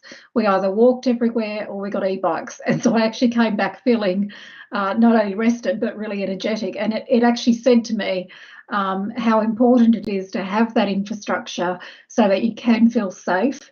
I come from a family where I was never allowed to ride on the road when I was a child because I had a cousin who was involved in a very serious accident. It wasn't in Tasmania, but he was riding his bike on the road. A car door opened and a bus ran over the top of him and picked him up by the scruff of his neck, and he was dragged 20 metres before the bus driver was alerted. So you can imagine he survived it, but that was a pretty horrendous thing. And so I grew up in a family where cycling wasn't encouraged because we had a fear that that would happen to us. And I know that riding alongside cars when trucks and buses come past you, it can be very, very intimidating, particularly if you're not a confident rider. One of the things that I think that we became very conscious of during the brief periods of lockdown that we did have during the pandemic, when you could only go 5 kilometres from your place of residence to exercise, was that if you do choose to walk or to ride your bike during that time, you want actually to be able to get to places in a connected way.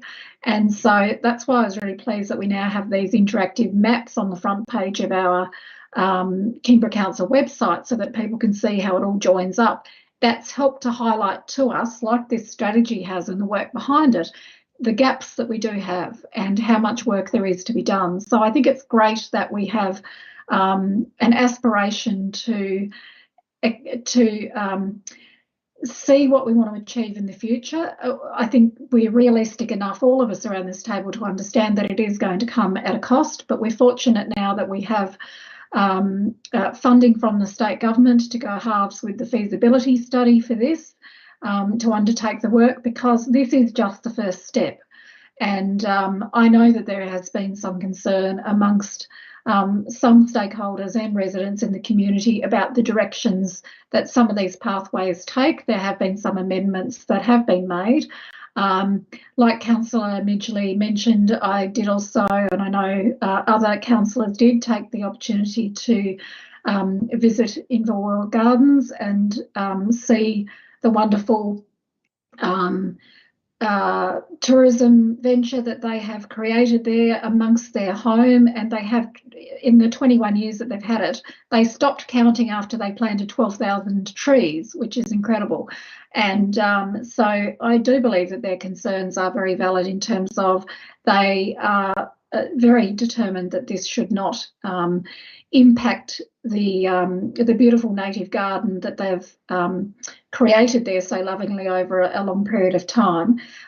So for that reason, I did want to put forward an amendment. I did circulate it around to councillors earlier today. So I would like to move that amendment. If Councillor Mrs. Morton could put that up on the screen, and I would like to hand over the chair to the Deputy Mayor so that I can move that amendment. Thank you, Mayor. We'll just wait a couple of minutes for Ms. Morton to put that up to share her screen for us. In the meantime, I'm happy to just read that while it's coming up. The amendment is that add the paragraph below and the following paragraph below the map shown at figure 12 on page 22 of the Kingborough Cycling Strategy 2021-2030, which is shown at page 165 of the council agenda. And that is an asterisk with the following explanation. The strategy notes this network map is conceptual and subject to a feasibility study to assess all possible route alignments, environmental considerations, and includes comprehensive stakeholder engagement. Where possible, the conceptual proposed network map has been amended to utilise Crown land in this area. Full stop.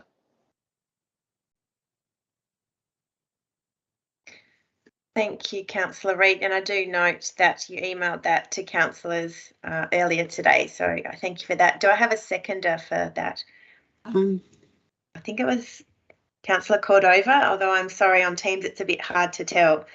Seconded by Councillor Cordova. All those in favour, please raise your hand. Could I make a point, please? Yes.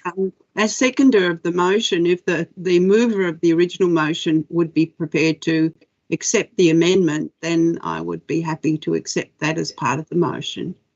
Okay. Councillor Midgley, you were the mover. Are you happy to accept the amendment proposed by Councillor Reid?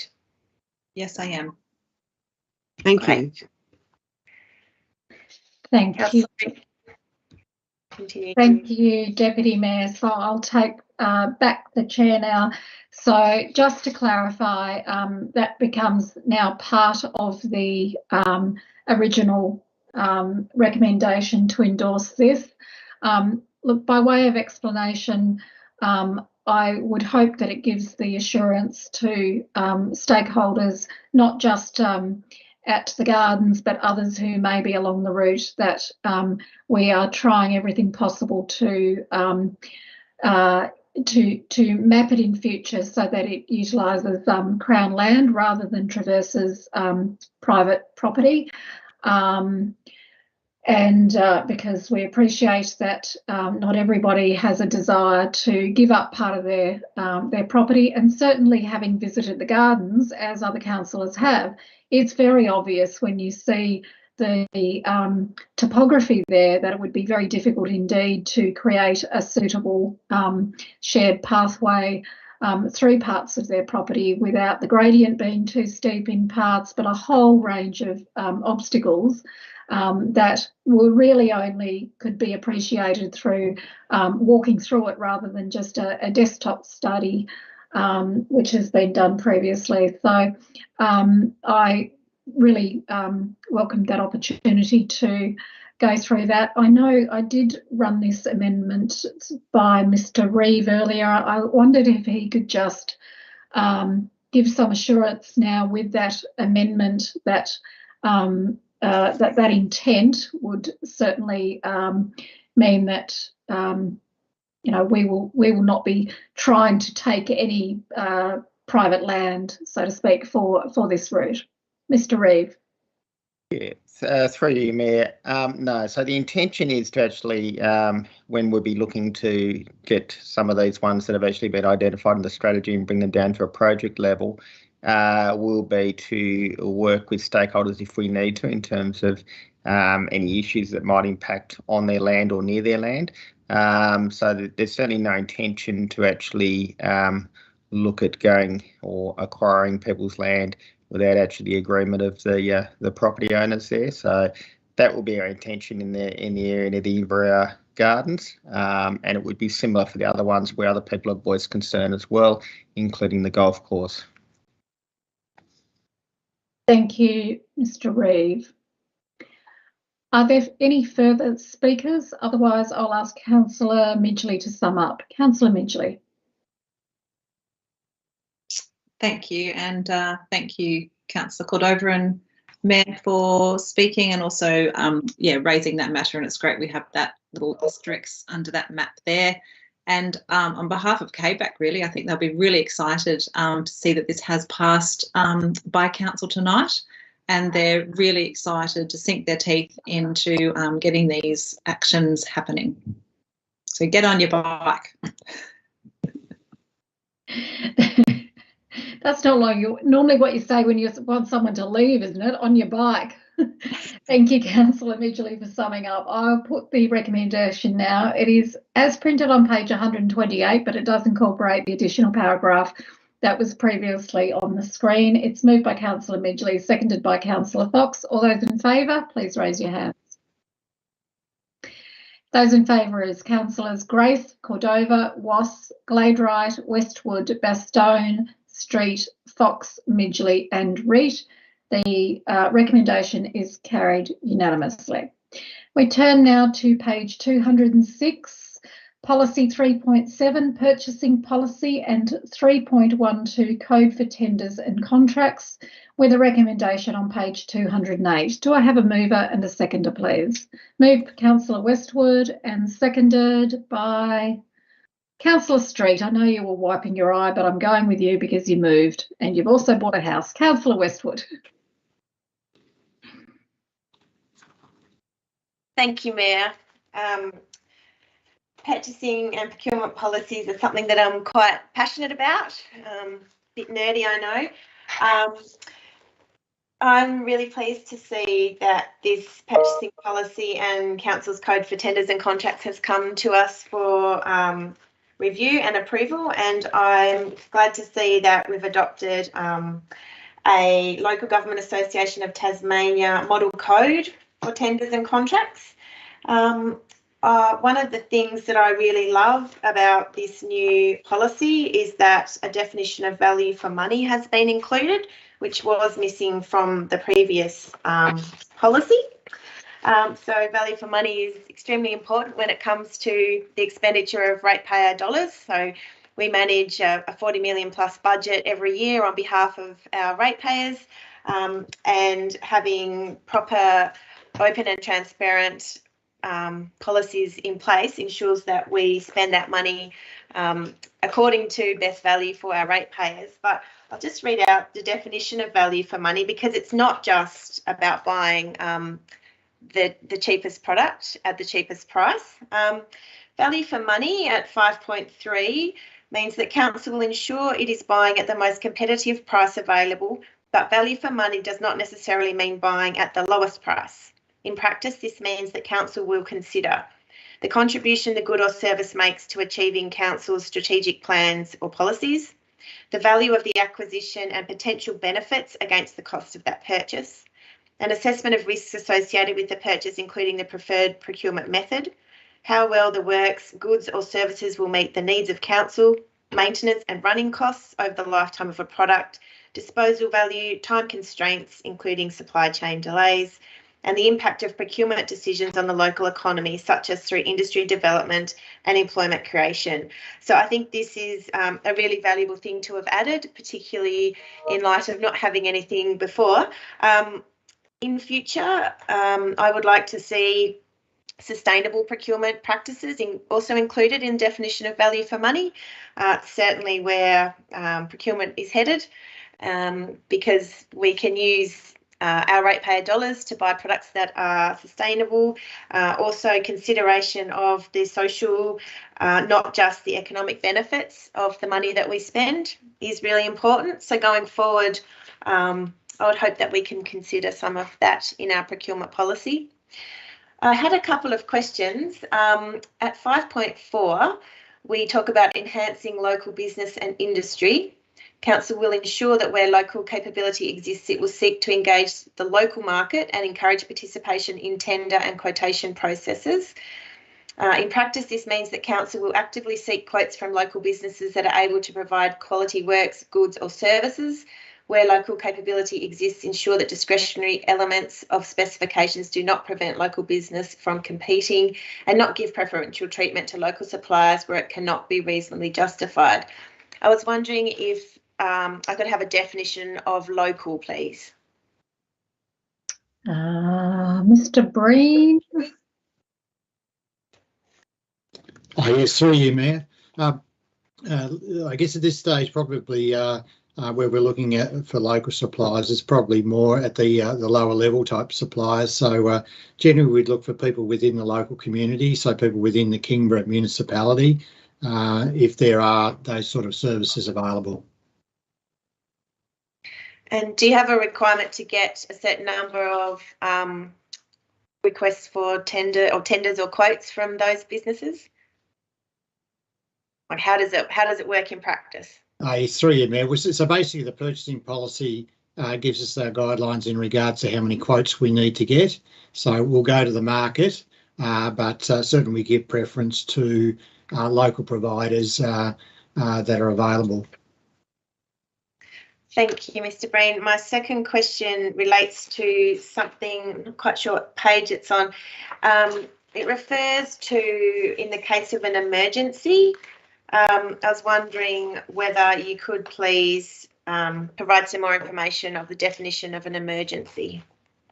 Mr. Breen.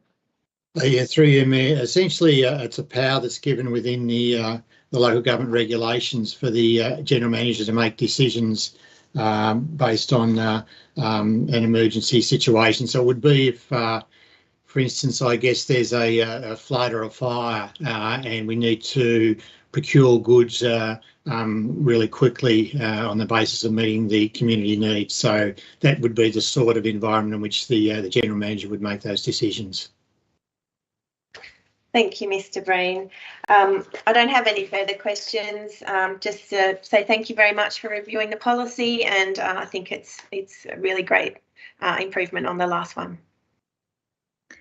Thank you, Councillor Westwood. Are there any further contributions or questions? Yep, Councillor Grace. You're on mute. Yeah, am I ready to roll? Right. Look, I don't support this.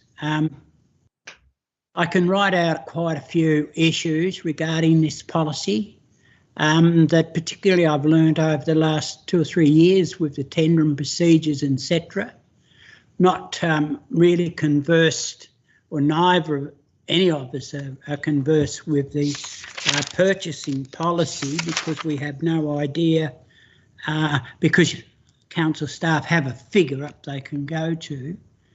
We have no idea what's purchased over the year. It could be 10 lawnmowers worth whatever. So I think there's a lot of work got to have to be done on this. If this is a statewide tendering procedure, I say no more. Thank you, Councillor Grace. Are there any further contributions? Councillor Cordover. Thank you, Mayor, and thank you, Councillor Westwood, for that, for moving this. It is a really good policy and it's a great way forward. And I think that Councillor Westwood has actually touched on something that's so important, and I think it would be really great if in February 2024 we can achieve a really robust sustainability framework.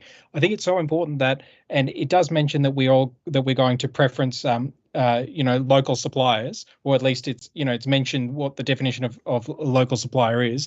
Things like supporting local businesses, First Nations businesses, and also making sure that where possible, when you have the option of purchasing something that's 100% recycled, or purchasing something that adds to the circular economy, or purchasing something which is ethically sourced as opposed to just something because it's convenient. I mean, these are the types of choices that are so important. And I recall that recently we have, with our banking here at Kingborough Council, made it so that now we're giving preferential treatment to those authorised deposit institutions that don't fund fossil fuels, that's an example of where we can use our platform and use our resources for that advocacy role and really achieve some great things, both locally and also further afield. So I think that this is a good purchasing policy, and we'll have to give some thought to making a robust sustainability framework.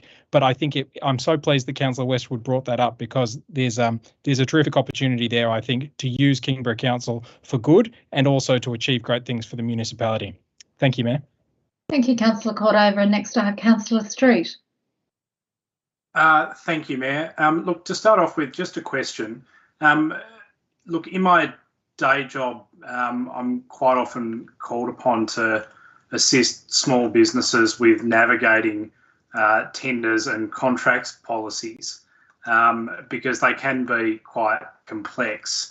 I'm just wondering whether or not Legat, and I know it's probably outside the scope of what we have resourcing for as a single council, but I'm wondering whether Legat is planning on doing any information sessions with potential tenderers and small businesses for how they might deal with the model procurement policies.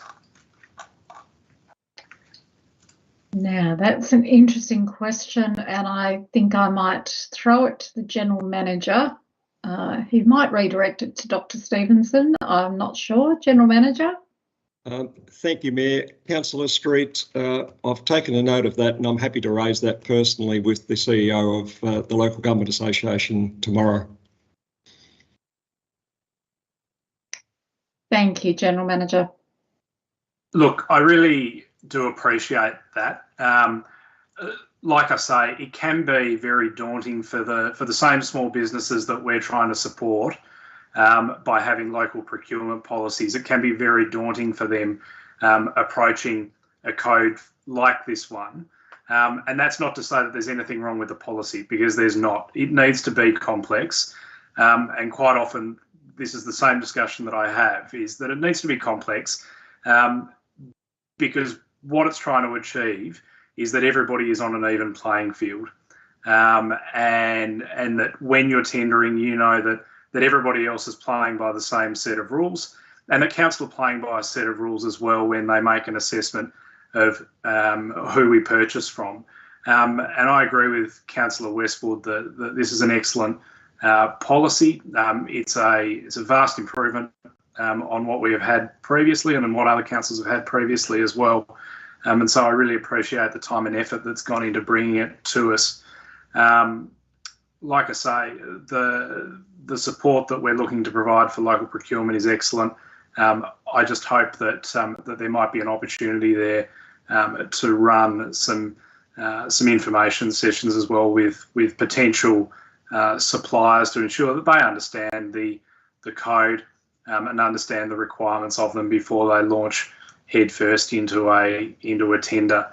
The only other thing that I just wanted to mention as well is some of the limits around or thresholds around requirements for tenders, and there's a comment been made about, staff could buy 10 lawnmowers or whatever. Look, I agree with the thresholds for tendering in this policy, and I don't think that ratepayers would think that we were appropriately using our time and resources if we were going through the minutiae of procurement to that level of detail. I don't think for a second that they would expect that we use our time on something like that. And certainly, I trust that that in terms of procurement for those matters, that staff have that in hand through other policies. And I would note as well that it's been my experience through the audit panel that quite often where there are matters of significant importance and the procurement doesn't necessarily reach that threshold, that there are still processes for tendering put in place regardless of what the policy has said previously. So I think we're doing an excellent job on that front. and I commend the policy to Council. Thank you, Councillor Street. I don't seem to have any other hands up. Before I ask Councillor Westwood if she would like to sum up, I just had one question. Under the current policy in clause 5.5A4, it indicates that a deposit is required for anybody lodging a tender, and I note that within the equivalent clause in the new policy 6.2 that has been removed. I'm wondering if we could just have an explanation as to why that has occurred. Who would like to give that? I'll go, Mayor, if that's all right. Oh, yeah, through you, Mayor. Essentially, that clause was very rarely used in the old policy. It still is available to us as an option if required, but got very little use in the old policy and therefore wasn't considered necessarily for the new policy. So if it's still available to us, why are we removing it? Because is there any provision then within the new policy for us to ask for a deposit if it's not articulated in the policy and therefore may not be expected by a prospective tenderer? My understanding would be a condition of the tender, and we would put it in through those means. Okay, thank you very much. Okay, no further questions. Councillor Westwood, would you like to sum up? Just to clarify that my understanding is that we haven't adopted an entire statewide policy. We have modelled our own policy off a model code that was developed by LGAT. So we have our Kingborough Code for Tenders and Contracts policy, which is modelled off the LGAT model code, but my understanding is that we haven't adopted holus bolus as statewide policy. And so thank you to staff for putting this together. As I said, it is very important that we make sure we're spending ratepayer dollars in the best possible way, and I think this is a great policy and I ask my colleagues to support it. Thank you, Councillor Westwood. I'll now put the recommendation as outlined on page 208, relates to the policy 3.7 purchasing policy and 3.12 code for tenders and contracts. Moved by Councillor Westwood, seconded by Councillor Street. All those in favour, please raise your hands.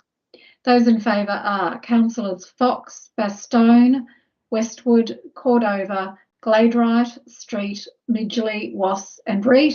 And those against? Councillor Grace. The motion is carried. We turn now to page 247.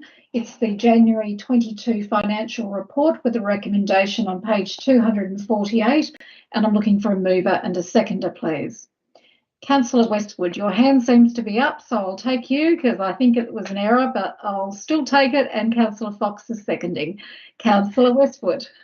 Thank you, Mayor. Yes, my hand was up. We have before us the financial report for January 2022. This shows a forecast underlying result of a $500,000 deficit, or $493,408. There are a couple of variances to the original budget, which are noted on page 247.